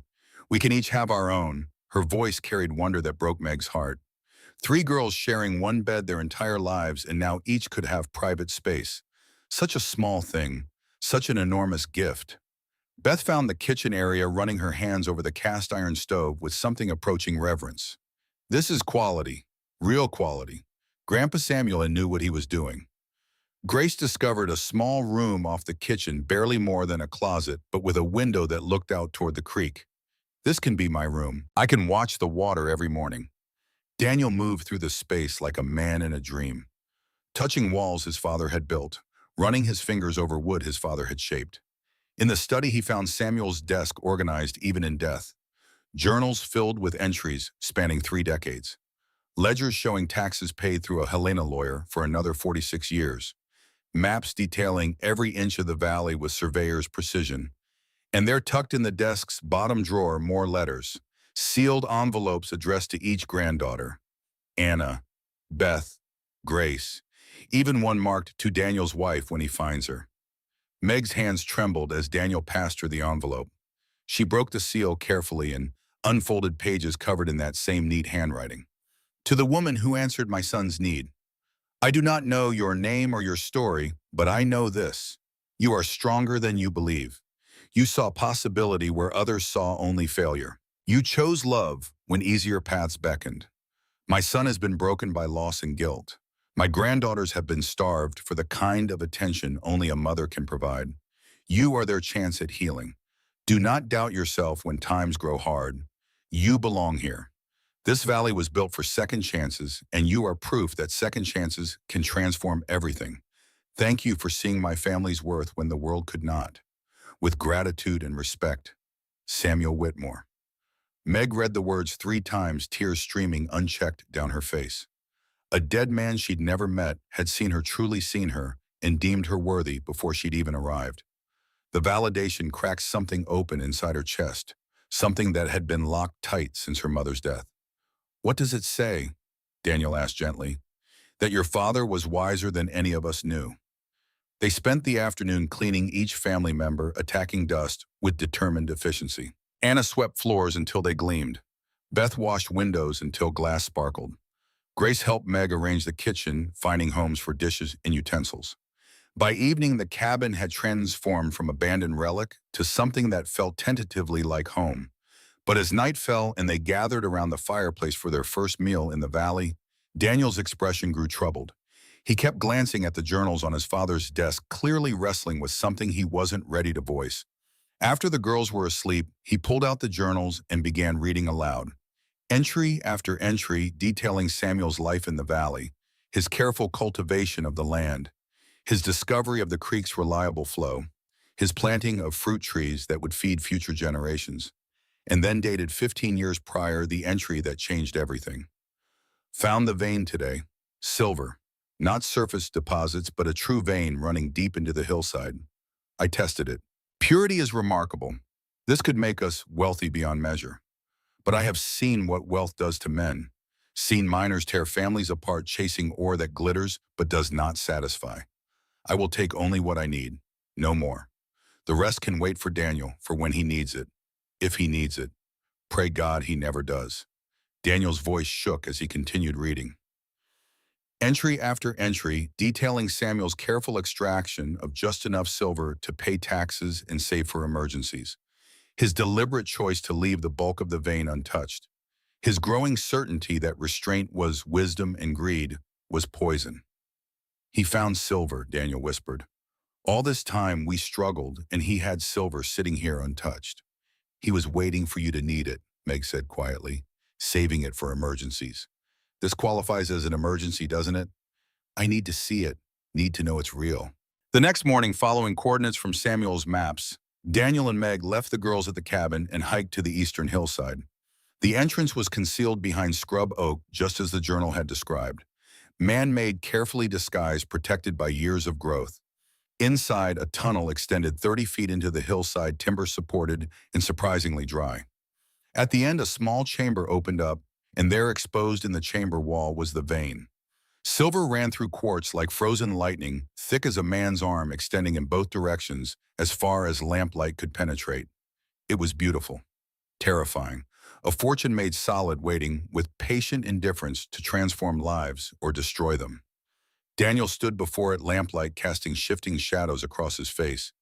My God, he was right. This could make us wealthy, truly wealthy. Meg approached the vein, carefully running her fingers over the exposed silver. Her mathematical mind, trained by years of accounting for fabric and thread, began automatic calculations. 50 tons conservatively. At current prices, more than $100,000. Enough to buy land cattle, build an empire. Enough to ensure the girls never wanted for anything. Enough to destroy everything if they let it. Your father wrote something in his journal, Meg said softly. He said greed destroys men, that he'd seen it happen, that he chose wisdom over wealth. We could mine this, hire workers, build something substantial. We could, or we could do what your father did. Take only what we need, leave the rest for emergencies, for the girls' futures, for when it truly matters. Daniel's hand trembled as he reached toward the silver, then pulled back. How do we decide? How do we choose between providing for my daughters and not becoming the kind of people who let money poison everything? We asked them. They returned to the cabin and gathered the girls for a family meeting. Daniel explained in terms they could understand what they'd found, what it meant, what choices they faced. Anna's response was immediate. We should mine it. We could have everything we ever wanted. New dresses, books, opportunities. We could hire teachers, go to real schools. But Beth shook her head slowly. Grandpa Samuel left it mostly untouched for a reason. The earth gives what we need, not always what we want. If we take too much, we'll lose something more important. Like what? Anna demanded. Like each other, like the peace in this valley, like knowing we're enough without needing to prove it with money. Grace, who'd been quiet through the discussion, finally spoke. Will we still read together at night if we're rich? Will Papa still have time to teach me things? Will Mama Meg still be Mama Meg? Or will she be too busy being fancy? The question landed with devastating accuracy. They could have wealth, yes, but what would they sacrifice to obtain it? Daniel looked at each face around the fireplace, his daughters watching him with trust he didn't fully deserve. Meg, who'd married him, sight unseen, and somehow become the anchor holding them together. This family he'd been given a second chance to cherish. We farm this valley, he said finally, voice rough with emotion. We mine only what we need for supplies we can't grow or make ourselves. Small amounts sold quietly through father's contacts in Helena. The rest stays in the ground. Insurance for true emergencies. A legacy for your future's girls, but not a fortune to chase. We build our wealth in land and cattle and good work. Not in silver we hoard like dragons. You're sure? Meg asked, searching his face for doubt. I'm sure. Father spent 18 years proving that having enough is better than having everything. I'd be a fool not to learn from that. Anna looked disappointed but nodded acceptance. Beth smiled with quiet approval. Grace launched herself at her father, wrapping small arms around his neck. I'm glad, she whispered. I like us just how we are. Over the following weeks, they settled into rhythm. Daniel and Meg made a careful trip to Helena, selling just enough silver through Samuel's old contact to purchase quality tools, seed lumber, and 6 head of breeding cattle. They returned with supplies that would last through winter and into spring planting. The valley proved as fertile as Samuel had promised. Crops they planted seemed to grow twice as fast as normal. The fruit trees pruned and tended produced abundant harvests. The creek never slowed, providing endless water for irrigation and livestock. Beth cultivated a garden of medicinal plants, her knowledge expanding as she experimented with local herbs. Anna threw herself into education, devouring Samuel's extensive library and teaching her sisters everything she learned. Grace became the valley's unofficial shepherd, caring for their small herd, with patience that suggested she understood animals in the same mysterious way Beth understood plants. And Meg found her place, not as Catherine's replacement, but as something new. She taught the girls reading and arithmetic beyond what Anna could provide. She kept accounts with precision that ensured they never overextended. She sewed clothes that fit properly, mended what could be saved, and created beauty from scraps. She became, without ceremony or announcement, Mama Meg, not Mama Catherine, not the mama they'd lost, but a different kind of mother built from choice and commitment rather than biology. Her relationship with Daniel deepened slowly, carefully, both of them aware of the fragility of trust rebuilt after profound loss. They worked side by side during the day, establishing the routines that would sustain them through harsh Montana winters. At night after the girls were asleep, they sat by the fire and talked. About Catherine eventually because grief acknowledged was better than grief denied. About Meg's years in Philadelphia, the loneliness she'd carried like a second skin. About hopes for the future that felt for the first time in years achievable. 3 months after their arrival, as autumn painted the valley in amber and gold, Daniel took Meg's hand while they stood on the porch watching sunset paint the mountains. "I need to tell you something," he said quietly. "Something I should have said weeks ago." "What?" "I'm not just keeping you around because I needed a wife. I'm not grateful out of obligation or convenience." He turned to face her, his expression open in a way it hadn't been since Catherine's death. "I choose you, Meg. Every day I choose you. Not because you're useful or helpful or good with the girls, though you're all those things, but because you make me want to be better. Because when I imagine the future, you're in it. Because somewhere between that train platform and this porch, I fell in love with you." Meg's breath caught. She'd hoped secretly that his feelings might be growing into something beyond partnership. But hearing it spoken aloud was different. It made it real in a way that hope never could. "I love you too," she whispered. "I didn't expect to. Didn't think I had the capacity after so many years alone. But you and these girls, you showed me what family could be. What love looks like when it's built on choice instead of obligation." He kissed her, then gentle and tentative, asking permission even as he took it. And Meg kissed him back, pouring years of loneliness and weeks of growing affection into the connection. When they pulled apart, both were crying, not from sadness, but from relief, from the profound gratitude of second chances granted and accepted. That night, their marriage became real in the fullest sense. Not a legal arrangement or a practical solution, but a union built on genuine feeling and shared commitment. And in the morning, as Meg lay beside Daniel watching dawn light paint the cabin walls, she understood something fundamental. The town had been wrong. Mrs. Brennan and Silas Blackwell, and everyone who'd predicted her failure, had been spectacularly beautifully wrong. She hadn't made a desperate mistake. She'd found exactly where she belonged. Winter came and passed in relative peace. The cabin proved well-insulated, Samuel's careful construction, keeping them warm through Montana's harshest months. They burned through firewood Daniel had spent autumn cutting and stacking. They ate from stores Meg had carefully preserved. They read together by firelight, played games Anna invented, told stories that grew more elaborate with each retelling. By the time spring arrived, melting snow and awakening the valley into impossible green, they'd become a unit. Not a father with daughters and a wife, but a family integrated and complete. But spring also brought a stranger. Daniel was working the north pasture when he found signs. Boot prints recent circling the property line. Someone had been watching the cabin from the tree line, watching and calculating. He followed the tracks to their source and found evidence of a camp. Fire pit 2 days old, crushed grass where someone had slept, and most troubling, surveying stakes driven into the ground at regular intervals as if measuring boundaries. Someone was planning something, and that something involved their valley. Meg listened to his report with growing unease. Could it be legitimate surveyors? Someone updating county records? This land isn't in county records.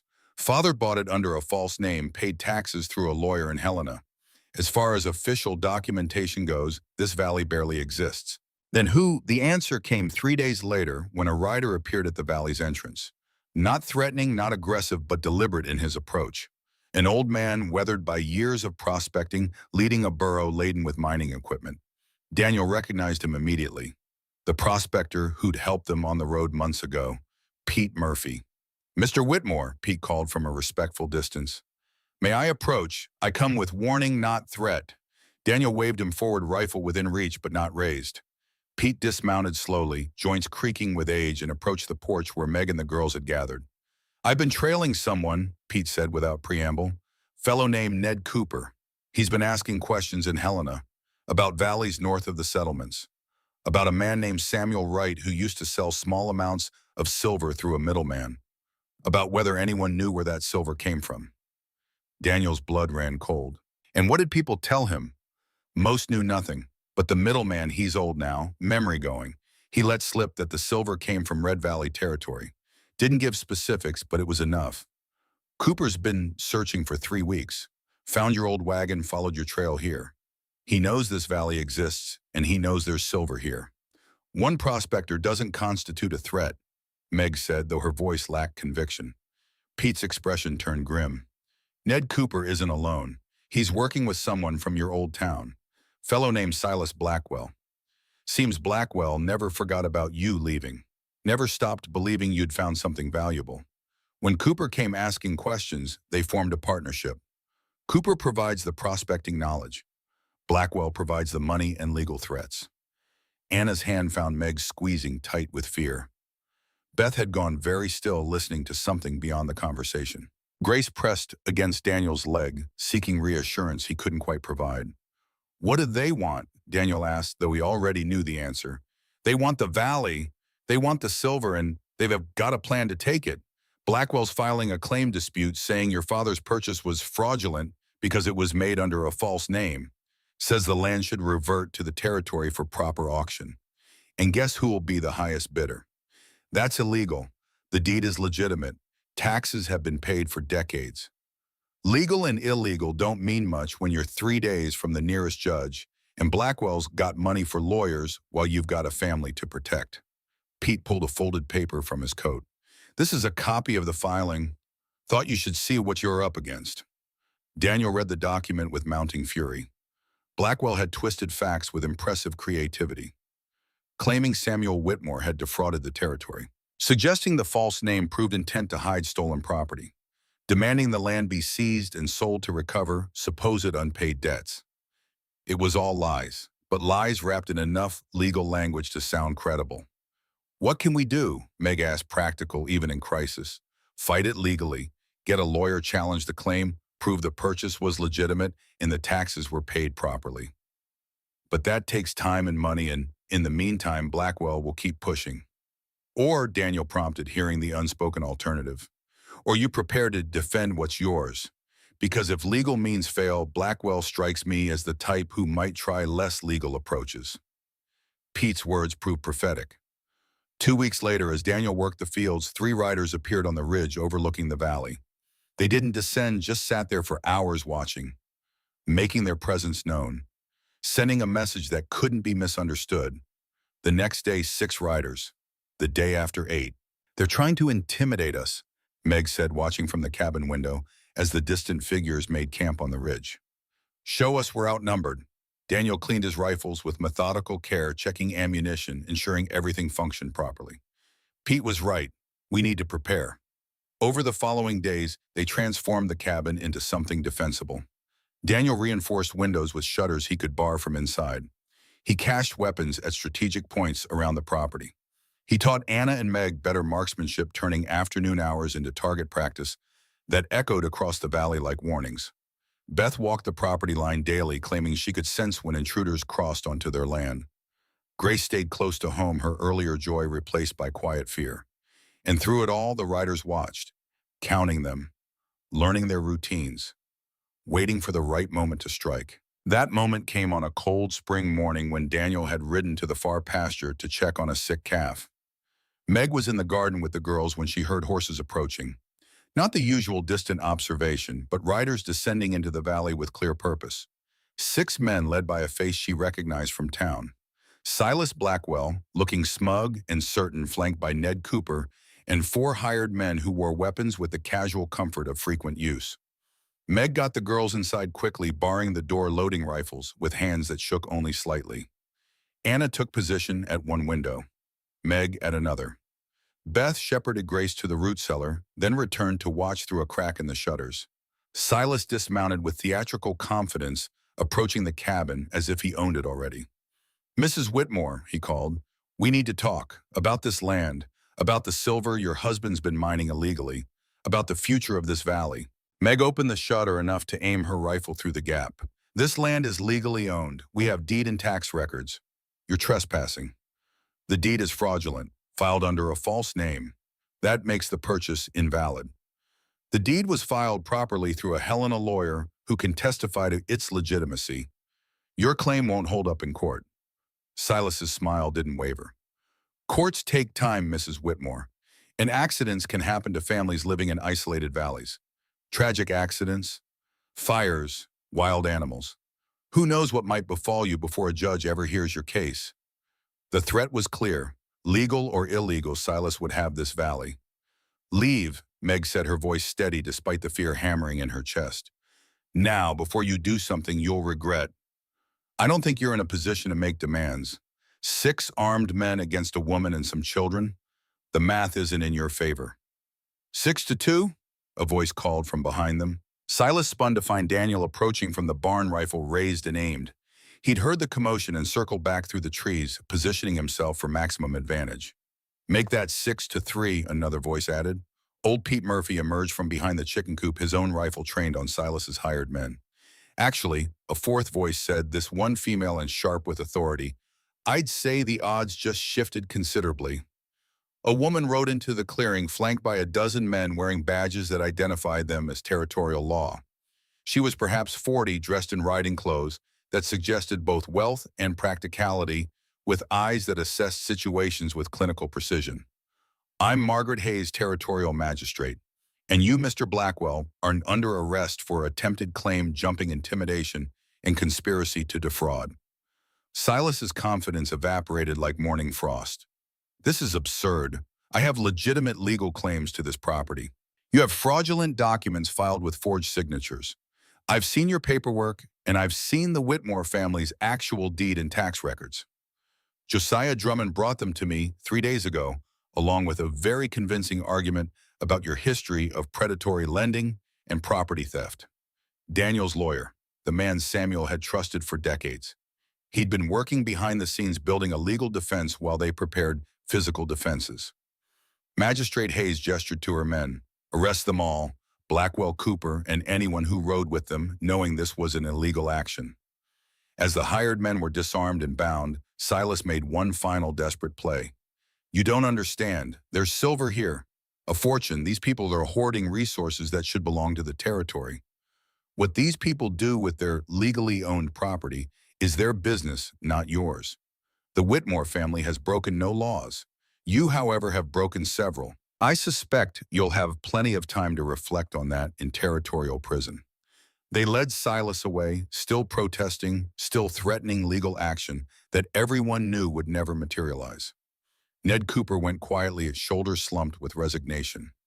The hired men looked relieved to be arrested, rather than forced into violence they'd clearly been dreading. When the dust settled and the prisoners were secured, Magistrate Hayes approached Daniel and Meg. Mr. Drummond sends his regards. He's been monitoring Blackwell's activities for years, waiting for the man to overstep badly enough to justify arrest. This claim jumping scheme was exactly the evidence needed. You should be safe now. The court will rule definitively on your ownership, but given the documentation and Blackwell's proven fraud, I don't anticipate any problems. Thank you, Daniel said, emotion roughening his voice. We didn't know anyone was fighting for us. Your father set things up well. Drummond's been protecting this valley from legal predators for 30 years. He takes his responsibilities seriously. She smiled slightly. Also, he mentioned that if you ever need anything, you are to contact him directly. He considers the Whitmore family under his permanent protection. After she left, leading her prisoners back towards civilization and justice, the family stood together in the yard. The threat had come and gone, defeated not by violence, but by preparation and allies they hadn't known they possessed. Pete Murphy packed his burro, preparing to leave now that the danger had passed. Where will you go? Daniel asked. Wherever the next adventure calls. But I'll be back through these parts come spring. Check on you folks. Make sure you are thriving. You're welcome anytime. This valley has room for friends. Pete nodded, understanding the offer for what it was. An open invitation, a place to rest when wandering grew tiresome. That night, gathered around the fire, Grace asked the question they'd all been thinking. Are we safe now? Really safe. Daniel pulled her into his lap, wrapping her in the security of his embrace. Yes, sweetheart, we're safe. The valley is ours legally and permanently. No one can take it from us. Good, Grace said simply and settled into sleep with the absolute trust of a child whose world had been protected. But Meg and Daniel exchanged glances over the children's heads, both understanding that safety was always temporary, always conditional. They'd won this battle, but the world was full of people like Silas Blackwell, people who saw value and wanted to take it. The difference now was that they were prepared. They had allies, they had legal protection, and they had something worth defending. 2 years passed in the valley measured not by calendars but by growth. Crops planted and harvested. The small herd of 6 cattle had grown healthy and strong. The girls growing taller, stronger, more confident. The cabin expanding as Daniel added rooms and improvements using skills his father had taught him decades ago. Anna turned 13 and began teaching reading to children from a settlement that had formed 20 miles south. Families drawn by rumors of fertile land and honest opportunity. She rode there twice a week carrying her books and her mother's patient teaching style, shaping young minds the way Catherine would have been proud to witness. Beth's garden became legendary. Neighboring homesteaders traveled days to seek her remedies for ailments that baffled traditional doctors. She healed with herbs and knowledge, and that mysterious connection to living things that defied explanation, but produced undeniable results. Grace 8 now could gentle any animal and find lost things with uncanny accuracy. She discovered a gift for what Meg privately thought of as practical magic, the kind that made life easier without being showy about it. And Meg carried a secret that made her smile at unexpected moments. She was pregnant, 4 months along, not showing enough yet for the girls to notice, but enough that she and Daniel had shared quiet joy and whispered conversations. A valley-born child, the first Whitmore baby in a generation. Living proof that this family had a future. 5 months later, on a crisp October morning, Meg gave birth to a healthy boy. They named him Samuel James Whitmore, honoring the grandfather who'd made everything possible. Anna held her baby brother with the careful reverence of someone who'd waited her whole life for this moment. Beth whispered healing blessings over his tiny form. Grace declared him the most beautiful baby ever born and appointed herself his personal guardian. Daniel wept holding his son for the first time, understanding finally what his father had meant about legacy. This child would grow up knowing nothing but safety and love, would never understand what poverty felt like or what it meant to go hungry, would inherit a valley built on wisdom rather than greed. It was Anna who suggested they return to the old town. Not permanently, just a visit. She wanted to see Lucy to show her friend what her life had become, to prove that leaving hadn't been running away, but running toward. Please, Papa, just for a day, I want Lucy to know I'm okay. Better than okay. Daniel looked at Meg silently, asking her opinion. She considered carefully. The town held judgment and mockery, but it also held people who'd been kind. The Reverend and his wife. The store owner who'd extended credit even when it was risky. A few others who'd shown small mercies. I think we should go, Meg said finally. Not to prove anything to people like Mrs. Brennan, but to show the girls they have nothing to be ashamed of. That we've built something worth celebrating. They made the journey in a new wagon purchased with silver money and built to last. Good horses, well-fed and healthy, pulled them over roads that seemed shorter than Meg remembered. The landscape that had felt harsh and unwelcoming 2 years ago now seemed merely honest, showing its beauty to those who bothered to look. As they entered town on a bright April morning, heads turned. Conversations stopped. People stared with the same intensity they'd shown when Meg first arrived, but the character of that staring had changed. This wasn't pity or mockery. This was shock laced with something that looked suspiciously like envy. The wagon was new. The horses were prime stock. The family wore clothes that were simple but well-made, no patches visible, than fabric chosen for quality rather than cheapest available. The girls sat tall, confident, radiating health and education that showed in their posture and speech.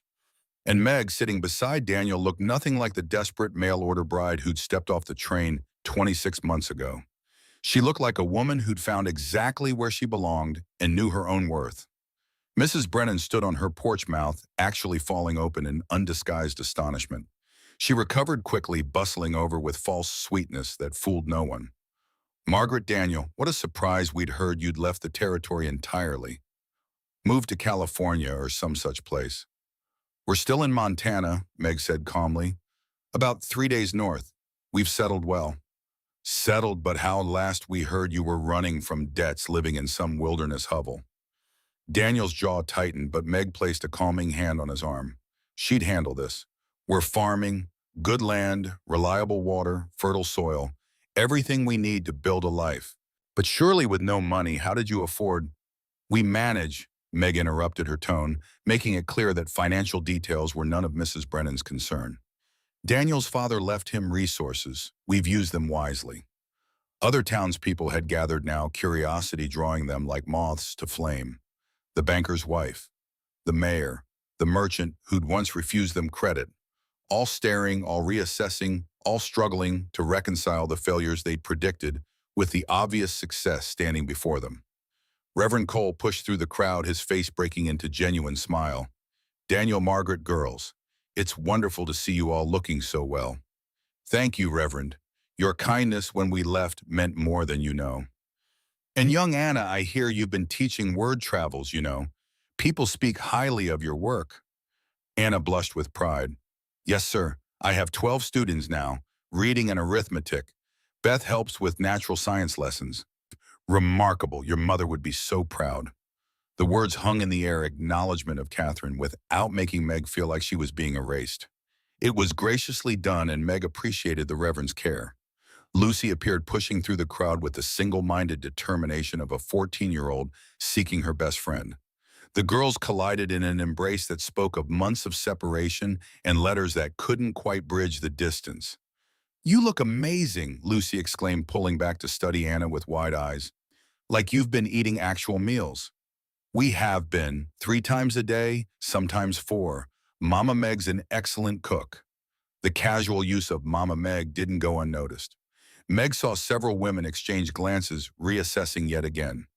This wasn't a desperate stranger enduring charity. This was a mother accepted and loved. Silas Blackwell's name came up inevitably. Someone asked with poorly disguised curiosity whether they'd heard about his arrest and conviction. We heard, Daniel said simply. The magistrate came to our valley to tell us the court had ruled permanently in our favor. Our land is legally ours, free and clear, with documentation that can't be challenged. Your valley, the mayor asked. What valley is this? Private property, Meg interjected smoothly. We prefer to keep its location confidential, for the girls' safety. The implication was clear. They'd been threatened once. They wouldn't risk it happening again by advertising their location to every opportunist within 100 miles. After an hour of catching up and deflecting intrusive questions, they prepared to leave. They'd accomplished what they came for. Anna had seen Lucy. They'd proven they were thriving. They'd shown the town that its judgment had been premature and wrong. As they climbed back into the wagon, Mrs. Brennan made one final attempt at control. Well, Margaret, perhaps, now that you've found some prosperity, you'll be moving back to civilization. Those girls deserve proper schooling, proper society. Meg turned, meeting the woman's eyes with calm certainty. Those girls have everything they need. Education from books and experience. Society with people who value them. And most importantly, they have family. A father who loves them, sisters who support each other, and me. We don't need your approval or your civilization. We have something better. We have home. She said it without anger or defensiveness, simply stating facts that needed no embellishment. Mrs. Brennan had no response. Neither did anyone else.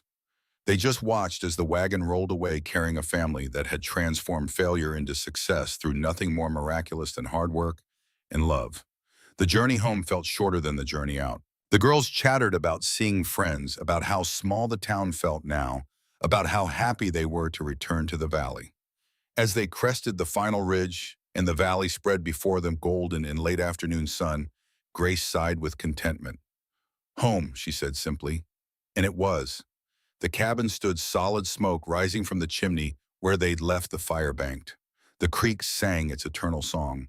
The cattle grazed peacefully. The garden showed early green promise of summer abundance. Everything exactly as they'd left it. Everything exactly as it should be. That night, after the girls were asleep, Daniel and Meg sat on the porch, watching stars emerge one by one in the darkening sky. Your father's letter, Meg said quietly, the one he wrote to me. He said this valley was built for second chances. He was right. Second chances for me, for the girls after losing Catherine.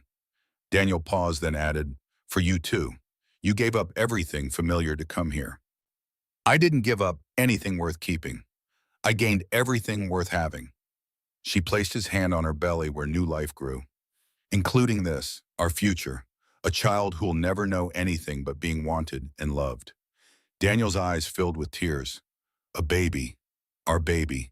Father would have loved knowing his valley would be filled with grandchildren. It will be. Anna will marry someday, bring her husband here if he's smart. Beth will find someone who understands her gifts. Grace will charm some poor, unsuspecting young man. This valley will ring with children's laughter for generations. They sat in comfortable silence, hands linked, watching the valley settle into night. Tomorrow would bring work. Planting, tending, building, teaching. The endless cycle of seasons and growth. But tonight was for gratitude. For acknowledging how far they'd come from that train platform where 37 people had judged a mail-order bride and found her wanting. Those people had been wrong. Spectacularly beautifully wrong. Meg hadn't been desperate. She'd been brave. Brave enough to answer an advertisement. Brave enough to stay when leaving would have been easier. Brave enough to love children who weren't hers by blood, but became hers through choice. And Daniel hadn't been a failure. He'd been a father protecting his daughters the only way he knew how. Working himself to exhaustion. Accepting help when pride would have refused it. Learning to trust again after loss had taught him that trust was dangerous. Together, they'd built something real. Not perfect, but honest. Not wealthy, though they had enough. Not free from challenges, but equipped to face them. Samuel Whitmore had given them more than land and silver. He'd given them possibility. The chance to prove that second chances weren't just empty words, but real opportunities for transformation. 3 days north of judgment and mockery, hidden in a valley that maps barely acknowledge, the Whitmore family had found what everyone searches for and few ever discover. They'd found home. Real home. The kind built on love and choice and stubborn determination to make things work, despite every reason they shouldn't. From inside the cabin came a soft cry, little Samuel waking from his nap calling for his mother. Grace's voice followed gentle and soothing singing, the same lullaby Meg had sung to her on that first wagon ride years ago. The sound made Meg's heart swell. 3 daughters and now a son. A family built from fragments held together by choice and love and stubborn determination. And that, Meg thought as Daniel kissed her softly and they rose to go inside, was worth more than all the silver in the mountains. The town had mocked her for marrying a poor widower with 3 daughters. They'd been wrong about everything. She'd married a good man who was teaching her what partnership meant.